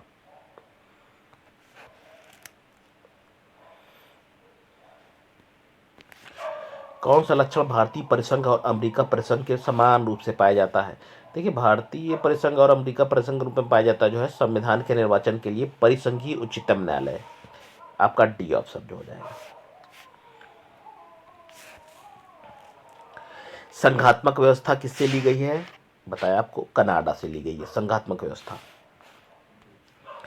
भारतीय संघवाद किस देश की पद्धति पर आधारित है, संघवाद आधारित है कनाडा पर।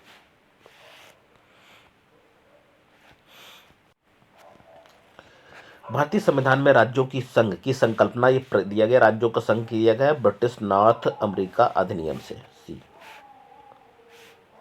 कहा गया ना भारत राज्यों का संघ होगा, British north America act Canada से प्रेरित है ये। भारतीय संसदीय प्रणाली ब्रिटिश संसदीय प्रणाली से इस बात से अलग है कि भारत में क्या है, भारत में न्यायिक पुनरावलोकन की प्रणाली है।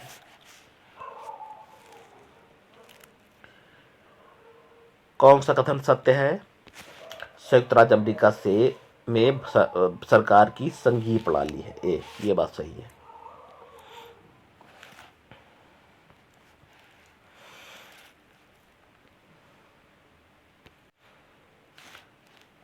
जो समवर्ती सूची है, ये समवर्ती सूची ये किस देश से ली गई है, ये ली गई है ऑस्ट्रेलिया से, ठीक। भारत में संविधान में समवर्ती सूची को ऑस्ट्रेलिया के संविधान से लिया गया है।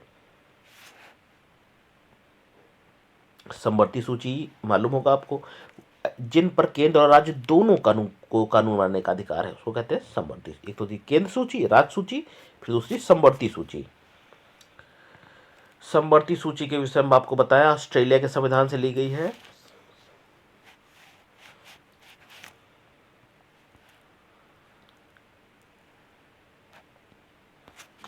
भारत के संविधान निर्माताओं ने 7वीं अनुसूची में वर्णित समवर्ती सूची की अवधारणा को ग्रहण किया था ऑस्ट्रेलिया के संविधान से।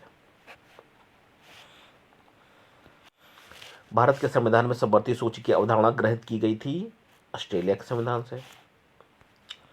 नीति निषेध तत्व कहां से लिए गए थे? नीति निषेध तत्व लिए गए थे आयरलैंड के संविधान से। इसको नोट कर लीजिएगा विद्यार्थियों। भारतीय संविधान में राज्य के नीति निषेध तत्व की स्थापना आयरलैंड से संविधान पादित है। संविधान में इसे भाग 4 कहां? संविधान के भाग 4 में अनुच्छेद 36 से 51 में नीति निर्देशक तत्वों का उल्लेख है। और क्या है, भारतीय संविधान में अन्य देशों के संविधानों में कुछ विशेषताओं को लिया गया है। इनमें से नीति निर्देशक तत्वों के निर्माण में योगदान आयरलैंड। देख लेते हैं मूल अधिकार कहाँ से लिए गए। संयुक्त राज्य अमेरिका से लिए गए हैं। शासन की संसदीय प्रणाली ब्रिटेन से ली गई है। आपात उपबंध लिए हैं जर्मनी की वीमर संविधान से। नीति निर्देशक तत्व आयरलैंड से लिए गए हैं।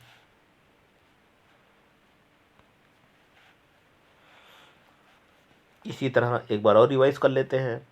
मौलिक अधिकार अमेरिका से लिए गए हैं। अमेरिकी अधिकार पत्र मतलब अमेरिका से लिए गए। राज्य की नीति निषेध तत्व आयरिश संविधान से, आयरलैंड से। मंत्रिमंडलीय सरकार लिया गया है ब्रिटेन से। केंद्र राज्य उपबंध लिया गया है कनाडा से। ठीक, बार बार विद्यार्थियों इसलिए बता रहे हैं कि रट जाए आपको। चलिए विद्यार्थियों, हम संविधान में अनुच्छेद इसको कवर करेंगे। ठीक है, देखते हैं। चलिए देखते हैं संविधान में अनुच्छेद। भारतीय संविधान में 400 से अधिक अनुच्छेद आर्टिकल्स हैं। आज इनकी संख्या लगभग 450 इस समय पहुंच गई है, परंतु यह सभी मूल अनुच्छेदों के साथ उपखंड अर्थात देखिए जुड़े हुए हैं। क ख ग आदि के रूप में ये जुड़े हुए हैं। संविधान के मूल पाठ में 22 भाग, जब ये संविधान बना उस समय 22 भाग 395 अनुच्छेद थे और 8 अनुसूचियां प्रारंभ में थीं। संशोधन के द्वारा कुछ नए अनुच्छेद जोड़े गए हैं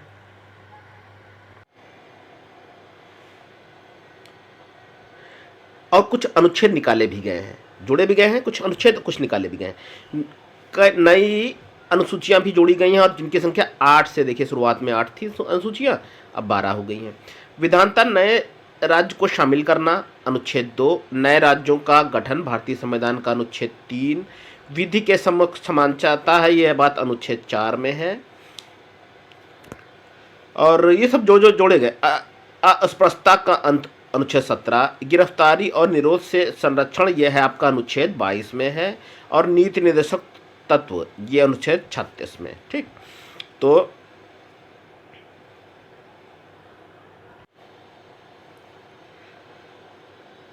भारतीय संविधान में नीति निर्देशक तत्वों के तहत समान न्याय और निःशुल्क विधिक सहायता यह है आपका अनुच्छेद 39 का ए में। ग्राम पंचायतों का संगठन अनुच्छेद 40 में ये बात है। कार्य करने का अधिकार अनुच्छेद 41 में है। कार्य करने के लिए सही और मानवीय स्थितियां ये है, इसका वर्णन है अनुच्छेद 42 में। समान नागरिक संहिता अनुच्छेद 44 में है। ये आते रहते अनुच्छेद। और बच्चों के लिए मुफ्त और अनिवार्य शिक्षा की व्यवस्था ऐसा अनुच्छेद 45 में वर्णित है। कार्यपालिका में न्यायपालिका का पृथक्करण यह है अनुच्छेद 48 में।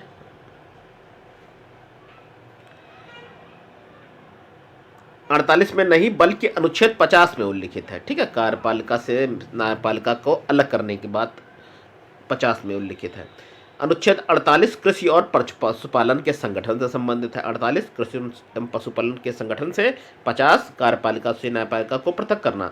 अनुच्छेद 54 में देखिए क्या है, भारत के राष्ट्रपति का निर्वाचन। ठीक, अनुच्छेद 75 में क्या है, प्रधानमंत्री व मंत्रिपरिषद का गठन की बात कही गई है। अनुच्छेद 76 में है भारत का महान न्यायवादी। 76 में वर्णन है महान न्यायवादी। राष्ट्रपति से संबंधित जानकारी जो है आपकी अनुच्छेद 78 में वर्णित है। राष्ट्रपति का विधेयक को अनुमति देने का अधिकार यह है 111 अनुच्छेद के अंतर्गत।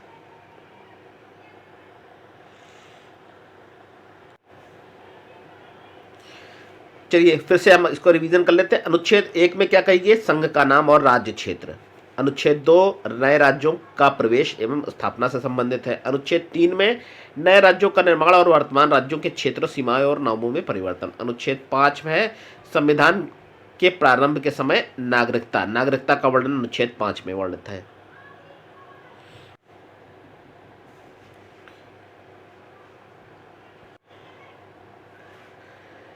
अनुच्छेद 14 है विधि के समक्ष समानता का अधिकार की बात कही गई। अनुच्छेद 15 में धर्म, मूलवंश, जाति, लिंग और जन्म स्थान के आधार पर विभेद का प्रतिबंध किया गया है। अनुच्छेद 16 में है लोक नियोजन के विषयों में अवसर की समानता। अनुच्छेद 17 में अस्पृश्यता की बात कही गई, जो अभी आपको बताया था हमने। उपाधियों के अंत की बात कही गई है अनुच्छेद 18 में। अगला है वाक स्वतंत्र आदि विषय कुछ अधिकारों का संरक्षण है अनुच्छेद 19 में।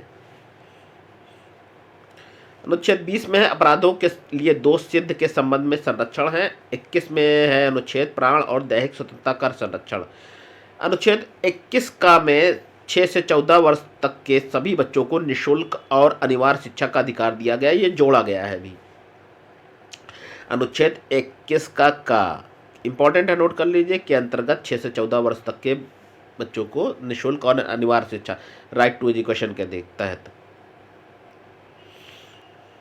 अगला है अनुच्छेद 22 कुछ दशाओं में गिरफ्तारी और निरोध से संरक्षण। अनुच्छेद 23 में है मानव दुर्व्यापार एवं बलात् श्रम का प्रतिषेध। 24 में कारखानों आदि में बालकों के नियोजन का प्रतिषेध है। अनुच्छेद 25 संबंधित है अंतःकरण की और धर्म के अबाध रूप से मान्य आचरण और प्रचार करने की स्वतंत्रता पर आधारित है। अनुच्छेद 29 है अल्पसंख्यक वर्गों के हितों का संरक्षण से। अनुच्छेद 32 है संवैधानिक उपचारों का अधिकार से संबंधित है। 39 है अनुच्छेद प्रत्येक नागरिक को चाहे वो स्त्री हो या पुरुष समान कार्य के लिए समान वेतन देने का की व्यवस्था की गई है अनुच्छेद 39 में। एक और जोड़ा गया है 39 का देखिए 39 का ये ऐड किया गया, जो ऐड किए गए हैं ना उनको थोड़ा देख लीजिएगा। अभी हमने आपको निःशुल्क एवं अनिवार्य शिक्षा के लिए बताया था, उसके बाद ये देखिए 39 का जब जुड़ा हुआ है इसमें क्या है समान न्याय एवं निःशुल्क विधिक सहायता। अनुच्छेद 40 बात करता है ग्राम पंचायतों की स्थापना का। अनुच्छेद 41 में है कुछ दशाओं में काम, शिक्षा और लोक सहायता पाने का अधिकार से संबंधित है अनुच्छेद 41।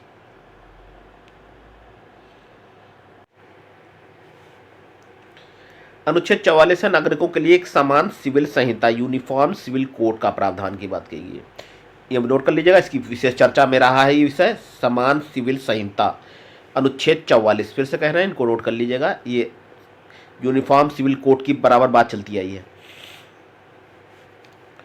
अनुच्छेद 45 है 6 वर्ष से कम आयु के बालकों की बाल्यावस्था की देखभाल और शिक्षा के लिए प्रावधान। 48 का ये जोड़ा गया है, देख लीजिए स्टार लगा हुआ ना इसमें थोड़ा। 48 का थोड़ा सा फॉन्ट मोटे फॉन्ट में लिखा हुआ इसमें।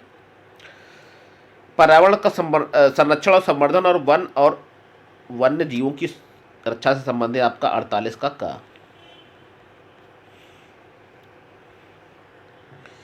अगला है 50 का कार्यपालिका से न्यायपालिका का पृथक्करण, यह अनुच्छेद 50 में है वर्णित।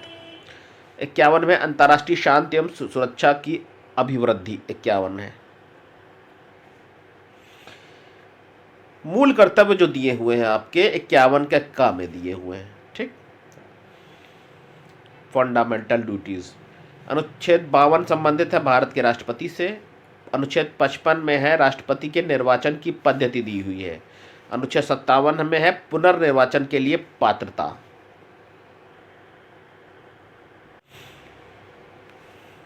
अनुच्छेद 58 में है राष्ट्रपति पद की योग्यता। 60 है राष्ट्रपति द्वारा शपथ या प्रतिज्ञान से संबंधित है। अनुच्छेद 61 है राष्ट्रपति पर चलाई जाने वाली महाभियोग की प्रक्रिया। 61 इंपॉर्टेंट है, नोट कर लिए, 61 आ सकता है, इंपॉर्टेंट है ये।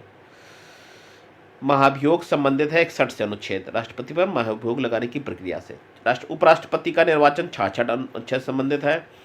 अनुच्छेद 70 में बात कही गई अन्य आकस्मिकताओं में राष्ट्रपति के कर्तव्यों का निर्वहन, ये क्षमादान 72 नोट कर लीजिएगा। ये जो लिखा हुआ है ये मोटे फॉन्ट में, ठीक है, ये इंपॉर्टेंट है ज़्यादा। क्षमा, राष्ट्रपति अनुच्छेद 72 के तहत किसी भी अपराधी को क्षमादान दे सकता है, ठीक है, तो इसकी शक्ति प्राप्त है राष्ट्रपति को, 72 है अनुच्छेद। अगला है राष्ट्रपति की सहायता और सलाह देने के लिए मंत्रिपरिषद होगी, ये 74 में कहा गया है। 75 के ए में कहा गया है प्रधानमंत्री की नियुक्ति राष्ट्रपति करेगा और अन्य मंत्रियों की नियुक्ति राष्ट्रपति प्रधानमंत्री की सलाह पर करेगा। भारत के महान न्यायवादी के लिए दिया हुआ है अनुच्छेद 76।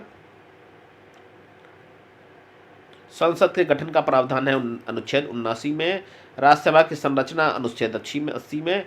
लोकसभा की संरचना संबंधित है अनुच्छेद 81 में।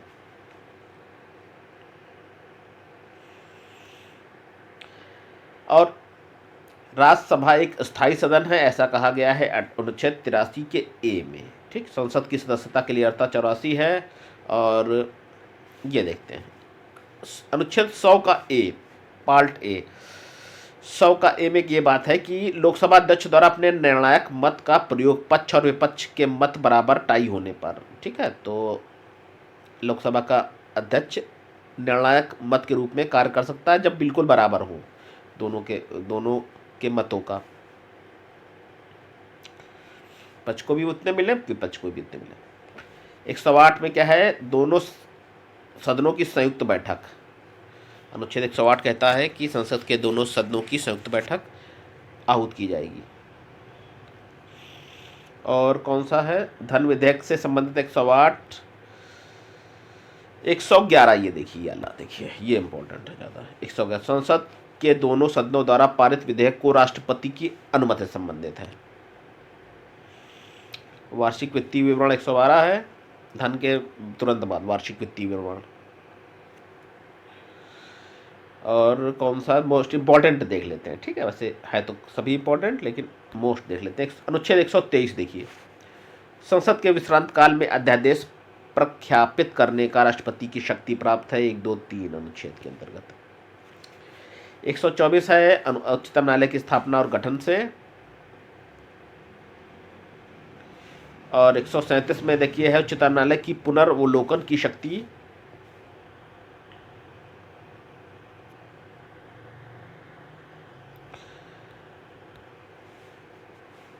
नियंत्रक एवं महालेखा परीक्षक की बात कही गई 148 अनुच्छेद में, ठीक है, 148 अनुच्छेद में।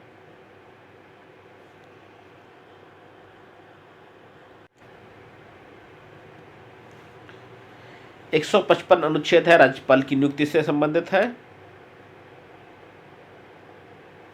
राज्यपाल को भी राष्ट्रपति की तरह कुछ विशेष अधिकार प्राप्त है, जैसे क्षमा पाए हुए अपराधी को क्षमा दान करना, कुछ उसके अपराध को कम करना 161 से संबंधित है, ठीक है। और 164 का ए है, राज्यपाल द्वारा मुख्यमंत्री की नियुक्ति की जाएगी और मुख्यमंत्री की सलाह पर अन्य मंत्रियों की नियुक्ति होगी, ये 164 का ए में है।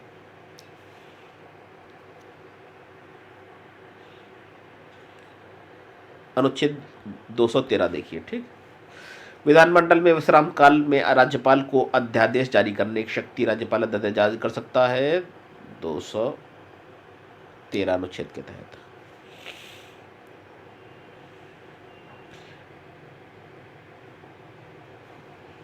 राज्यों में उच्च न्यायालय होगा, ये कहा गया है 114 अनुच्छेद के तहत राज्यों के लिए उच्च न्यायालय की व्यवस्था की गई है।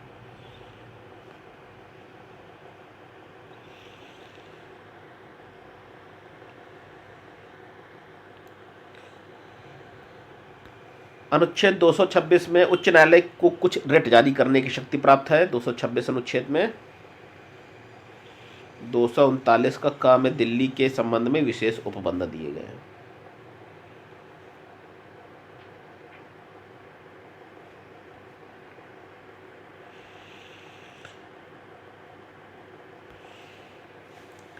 दो 243 का खा पंचायतों के गठन की बात करता है, 243 का खा, ठीक, पंचायतों का गठन से संबंधित है।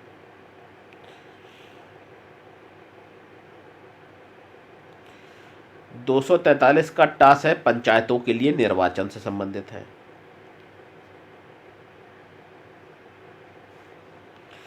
खा गठन और 243 का टॉप पंचायतों के लिए निर्वाचन से।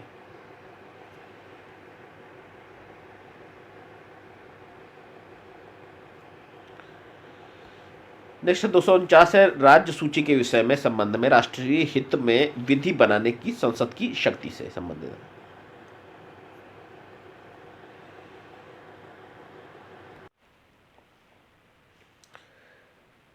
चलिए कुछ अनुच्छेद का रिवीजन कर लेते हैं। नए राज्यों का गठन, ये किससे क्या है, भारतीय संविधान का अनुच्छेद 3 बता, इसको रिवाइज कर लेते हैं, ठीक, इंपॉर्टेंट वाले। नागरिकता से संबंधित है, भारतीय संविधान के भाग 2 से संबंधित है नागरिकता। मौलिक अधिकार भारतीय संविधान के भाग 3 में वर्णित है।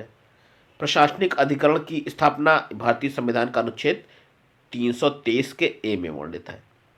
अभी जो हमने आपको बताया अनुच्छेद, उसको फिर से इंपॉर्टेंट वाले रिवाइज कर लेते हैं।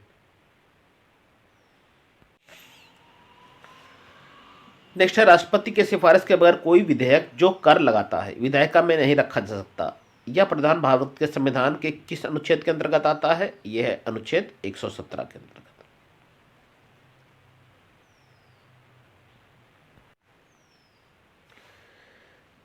नेक्स्ट देख लीजिए, भारतीय संविधान 324 जो अनुच्छेद है ना, वो निर्वाचन आयोग के गठन से संबंधित है। 324 निर्वाचन आयोग। और अनुच्छेद 124 है 1, 2, 4, ये सर्वोच्च न्यायालय के गठन से संबंधित है, ठीक। और ये जो 318 है, ये लोक सेवा आयोग के सदस्यों और कर्मचारियों की सेवा शर्तों के बारे में विनियमन बनाने की शक्ति लोक सेवा आयोग से संबंधित है।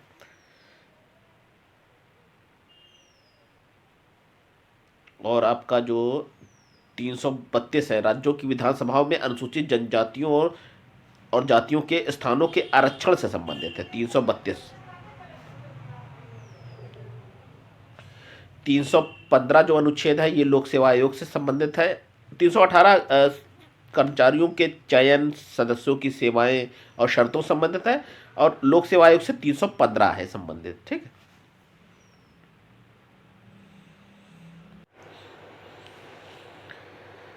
नेक्स्ट है भारतीय संविधान नीति निर्देशक तत्वों के तहत समान न्याय और निःशुल्क विधि सहायता की व्यवस्था की गई है, अनुच्छेद 39A में। 39A में ग्राम पंचायतों का संगठन अनुच्छेद 40 में है। ग्राम पंचायतों का संगठन अनुच्छेद 40 में। यूनिफॉर्म सिविल कोड बताया था अनुच्छेद 44 में वर्णित है, बता चुके हैं सब आपको, ठीक। कार्यपालिका से न्यायपालिका का पृथक्करण यह है अनुच्छेद 50 में, 48 में नहीं है, अनुच्छेद 50 में। 48 में क्या है, कृषि और पशुपालन के संगठन के संबंध में।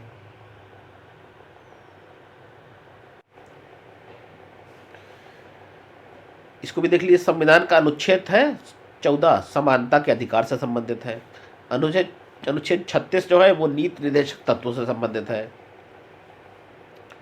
अनुच्छेद 74 जो है वो मंत्रिपरिषद और अनुच्छेद 368 है संविधान संशोधन प्रक्रिया संबंधित है। रुकिए, 368 संविधान संशोधन प्रक्रिया से, 74 मंत्रिपरिषद से, 36 नीति निर्देशक तत्वों से और 14 अनुच्छेद समानता के अधिकार से संबंधित है।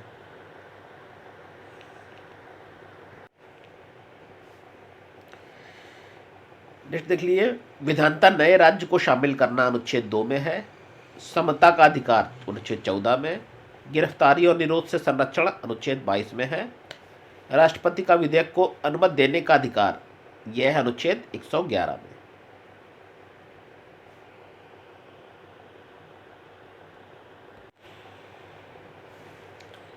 अनुच्छेद 54 संबंधित है भारत के राष्ट्रपति के निर्वाचन से। अनुच्छेद 75 प्रधानमंत्री व मंत्रिपरिषद के गठन से संबंधित है। अनुच्छेद 155 राज्यों के में राज्यपाल की नियुक्ति से।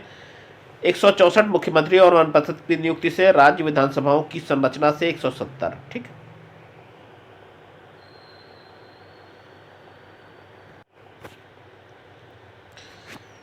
चलिए कुछ अनुसूचियां भी हम देख लेते हैं। भारत के मूल संविधान में 8 अनुसूचियां थी, वर्तमान में इस समय 12 अनुसूचियां हैं। पहली किससे संबंधित है, राज्य व संघ राज्य क्षेत्र से संबंधित है पहली अनुसूची।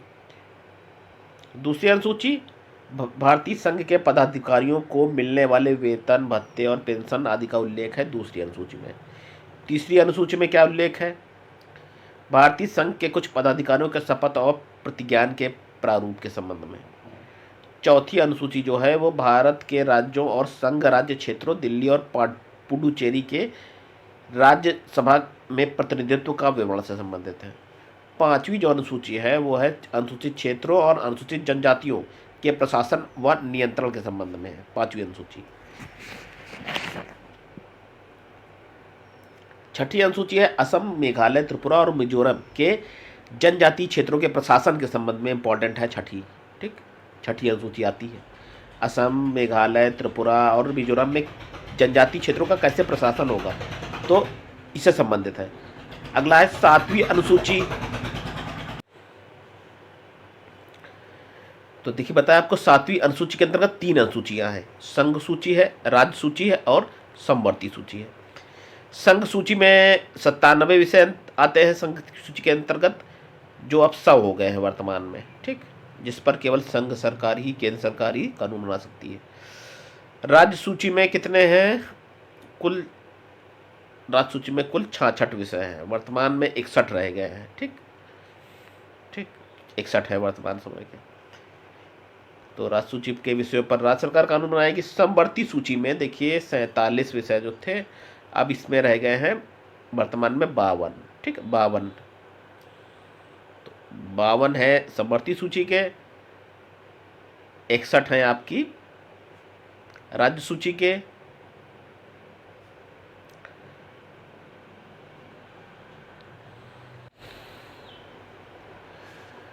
देखिए पुलिस, कारागार, पंचायती राज और भूमि सुधार, ये राज्य सूची के विषय हैं। रेडियो, टेलीविजन, शेयर बाजार, डाकघर, बैंक, बचत बैंक, जनगणना, बैंकिंग, बीमा, रक्षा, रेलवे और निगम कर, ये आपकी केंद्र सरकार की सूची के विषय हैं, संघ सूची के। और समवर्ती सूची में कौन कौन से हैं? आर्थिक योजना है, आपराधिक मामले है, जनसंख्या नियंत्रण है, परिवार नियोजन है, शिक्षा है दोनों में समवर्ती सूची में, वन है, दंड संहिता दोनों में, विवाह है, विवाद विच्छेद, गोद लेना, ये सारे विषय आपके समवर्ती सूची के हैं।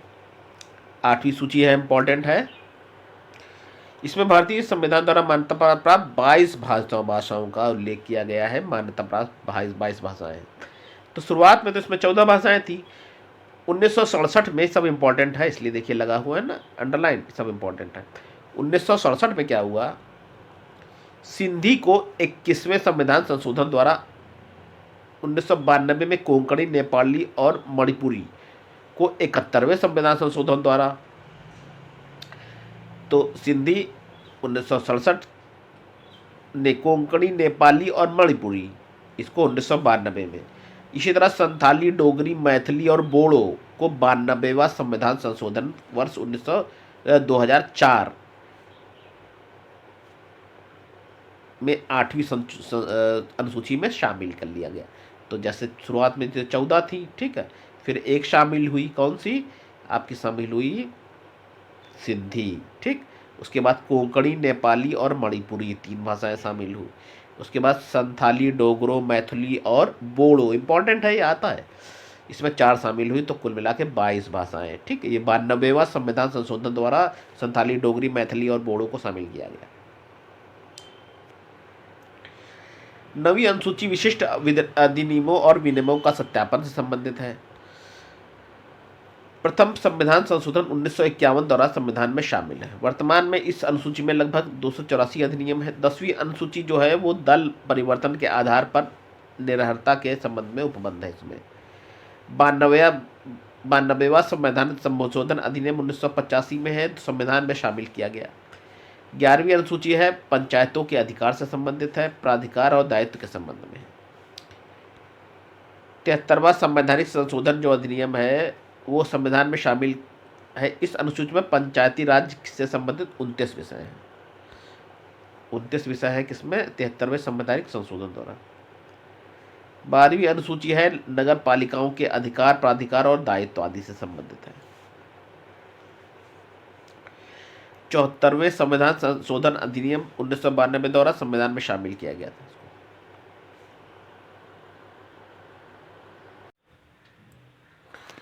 चलिए कुछ एमसीक्यू फॉर्म में देख लेते हैं अनुसूचियों पर आधारित प्रश्न। भारतीय संविधान में कुल कितनी अनुसूचियां हैं? वर्तमान में कुल 12 हैं। मूल संविधान में 8 अनुसूचियां थी। 9वीं, 10वीं, 11वीं, 12वीं अनुसूची को संविधान में शामिल किया गया है। भारतीय संविधान में 12 अनुसूचियां हैं। नेक्स्ट है, निम्नलिखित कथनों पर विचार करना था। भारत में संविधान में 20 भाग हैं, नहीं। भारतीय संविधान में कुल 390 अनुच्छेद हैं, ये भी गलत है। भारत के संविधान में 9वीं, 10वीं और 11वीं और 12वीं अनुसूचियों का संविधान संशोधन द्वारा, अधिनियम द्वारा जोड़ा गया है, ये बात आपकी सही है, केवल 3 सही है।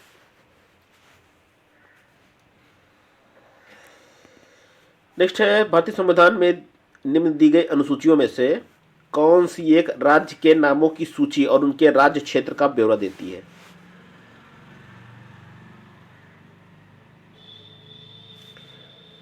पहली अनुसूची जो है वो राज्य एवं संघ राज्य क्षेत्रों के बारे में, उपबंधों के बारे में है। दूसरी अनुसूची संवैधानिक प्रावधानकारों के वेतन के बारे में उपबंध है। तीसरी अनुसूची में शपथ का प्रारूप दिया गया है। चौथी अनुसूची में राज्यसभा में स्थानों का आवंटन से संबंधित है।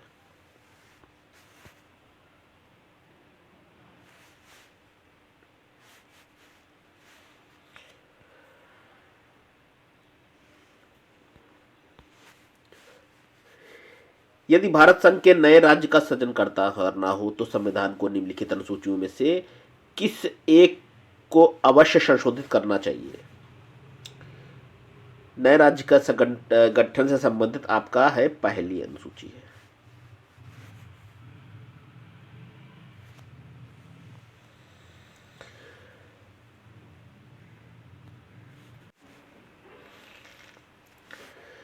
भारत के संविधान की चौथी अनुसूची संबंधित है। चौथी अनुसूची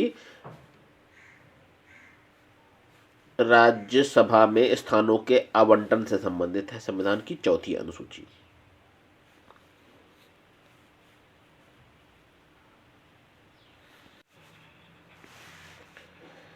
नेक्स्ट है, भारतीय संविधान की तृतीय अनुसूची में से क्या संबंधित है? तृतीय अनुसूची से देखिए, तृतीय अनुसूची में यह है आपका संघ के मंत्री के लिए पद की शपथ का प्रारूप, ठीक है। और तृतीय अनुसूची में है उच्चतम न्यायालय के मुख्य न्यायाधीश द्वारा ली जाने वाली शपथ का प्रारूप, ठीक।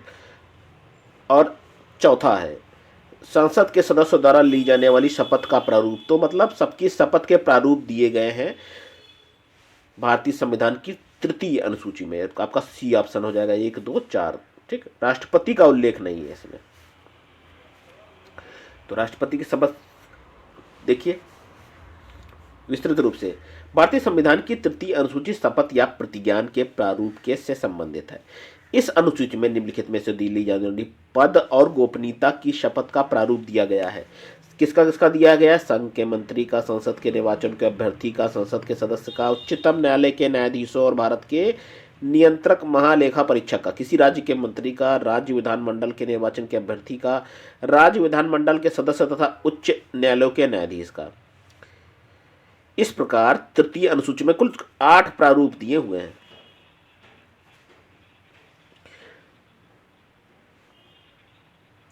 और जो राष्ट्रपति के शपथ का प्रारूप है, ठीक, इसको दिया गया अनुच्छेद 60 में। तृतीय अनुसूची में इसका वर्णन नहीं है।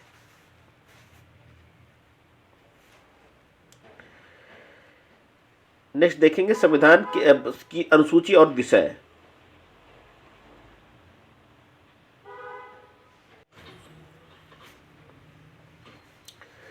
अनुसूची चतुर्थ है, यह राज्यसभा में स्थानों के आवंटन से संबंधित है। षष्ठम है, छठी अनुसूची, ये जनजातीय क्षेत्रों के शासन से संबंधित है। 8वीं अनुसूची में भाषाएं हैं, इसके विषय में आपको बताया भी था।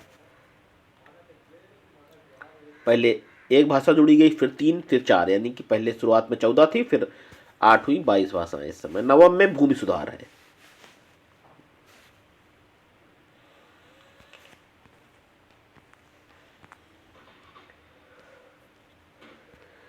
इसको देख लीजिए, 7वीं अनुसूची में विधायी शक्तियों का वितरण से संबंधित है। 8वीं अनुसूची भाषाएं से संबंधित है। 9वीं अनुसूची कुछ अधिनियमों का विधि मान्यकरण से संबंधित है। 10वीं सूची में दल परिवर्तन के आधार का पर निरर्हता से संबंधित है। राज्य भूमि सुधार अधिनियमों को संवैधानिक सुरक्षा प्रदान करने हेतु निम्नलिखित किया गया है क्या? 9वीं अनुसूची में किया गया है।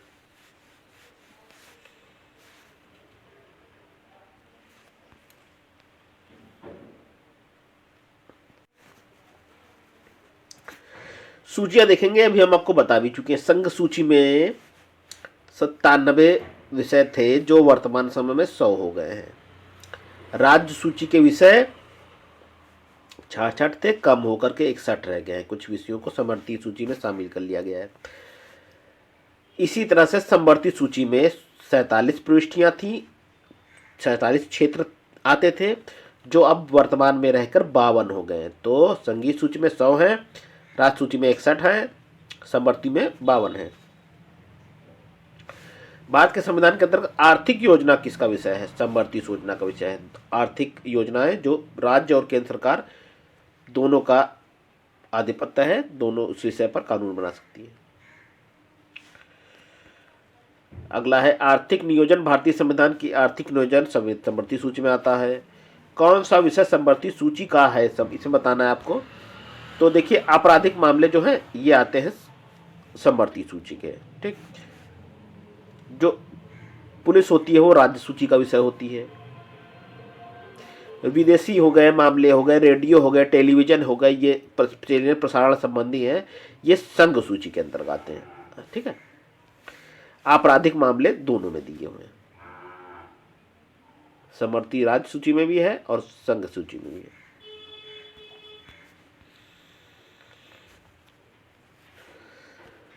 नेक्स्ट है, कौन सा पद भारत के संविधान की समवर्ती सूची में है? कौन सा पद है? जनसंख्या, आकार और परिवार नियोजन। ये आपका संविधान की समवर्ती सूची में है 1 नंबर में।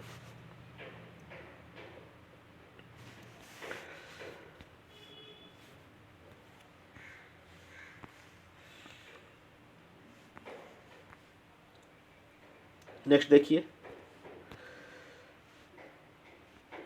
केंद्र सूची के अंतर्गत जनगणना आती है, राज्य सूची के अंदर पुलिस और सार्वजनिक व्यवस्था आती है, समवर्ती सूची के अंदर जनसंख्या नियंत्रण कानून आते हैं, अवशिष्ट सूची केंद्र के अधीन आंतरिक अनुसंधान आता है।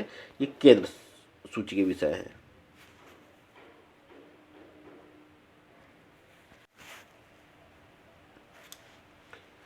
पंचायती राज विषय निम्नलिखित की सूची से संबंधित है। पंचायती राज राज्य विशेष सूची से संबंधित है। संविधान की 7वीं अनुसूची के अंतर्गत राज्य सूची की प्रविष्टियां 5 के तहत स्थानीय शासन, जिसे कहते हैं पंचायती राज, राज्य सूची का विषय है।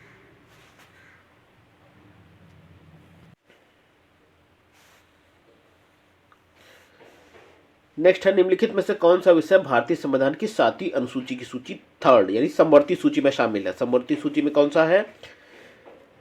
दंड प्रक्रिया है। ठीक है, A नंबर। बाकी पुलिस, कारागार, लोक व्यवस्था ये राज्य सूची के विषय है।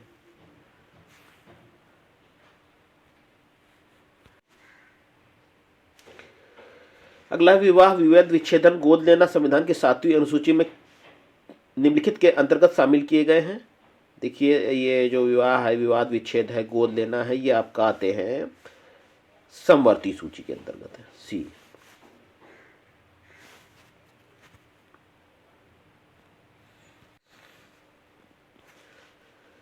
सरकारों द्वारा शुल्क और कर लगाने का अधिकार संविधान की किस अनुसूची में उल्लिखित है?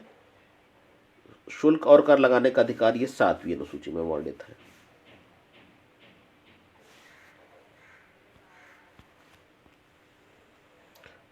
भूमि सुधार के विषयों के अंतर्गत कौन से आते हैं? लैंड रिफॉर्म, ये राज्य सूची का विषय है।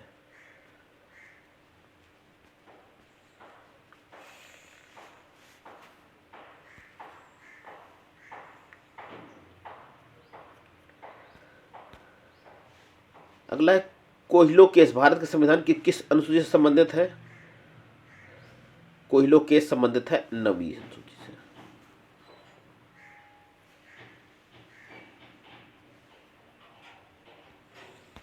इसको देख लेते हैं। कोहेलो केस संविधान की 9वीं अनुसूची से संबंधित है। IR कोएल्हो बनाम तमिलनाडु राज्य में न्यायालय में 9वीं अनुसूची की संवैधानिकता के संबंध में टिप्पणी की थी, जिसके अनुसार 9वीं अनुसूची में उल्लिखित सभी विषय न्यायिक क्षेत्र के अंतर्गत आते हैं।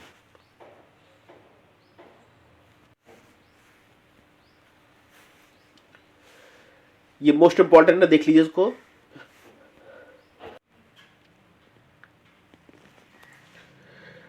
भारतीय संविधान की छठी अनुसूची निम्नलिखित किन राज्यों में जनजातीय क्षेत्रों के प्रशासन संबंधित है? मोस्ट इंपॉर्टेंट है, फिर हम बता रहे हैं आपको। देखिए, मेघालय, त्रिपुरा और मिजोरम। मेघालय, त्रिपुरा और मिजोरम जनजातीय क्षेत्रों के प्रशासन से छठवीं अनुसूची संबंधित है। नोट कर लीजिए, कहीं दिया दे सकते हैं प्रश्न, कई बार आया भी है ये परीक्षा में प्रश्न।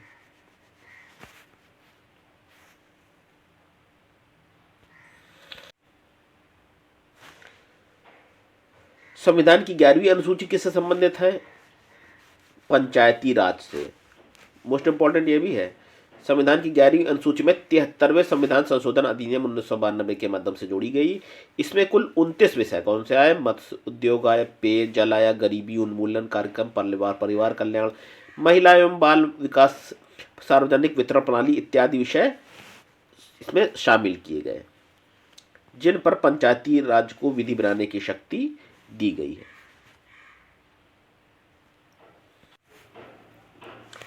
चलिए विद्यार्थियों, फर्स्ट पार्ट में हम इतना ही रखते हैं। नेक्स्ट पार्ट में हम आपको बताएंगे भारतीय संविधान के प्रमुख भाग से शुरू करेंगे। तो हमारा प्रयास ये है विद्यार्थियों, शुरुआत से आपको मोस्ट इंपॉर्टेंट कवर कराना, और इंडियन पॉलिटिक्स के जो मोस्ट इंपॉर्टेंट प्रश्न सभी परीक्षाओं में आते रहते हैं। आपकी यूपीपी में आ सकता है आगे, और आगे जितनी परीक्षाएं हैं, इंडियन पॉलिटी तो आती है, आर के लिए है, आपका रेडियो ऑपरेटर आ रहा है, यूपीपीएससी यूपीपीसीएस है। कैसा लगा वीडियो ये बताइएगा। इंपॉर्टेंट चीज़ें नोट करते रहिएगा, बार बार पढ़िएगा। तो एक दो बार पढ़ेंगे आप, एक दो बार वीडियो देखेंगे, तैयार हो जाएगा आपका। फिर मिलेंगे, सुझाव के लिए आपका स्वागत है। निगेटिव में हो चाहे आपके पॉजिटिव में विचार हो, हमारा सपोर्ट करते रहिए। बाकी जैसा हो कमेंट करके बताइएगा। फिर मिलते हैं, नमस्कार।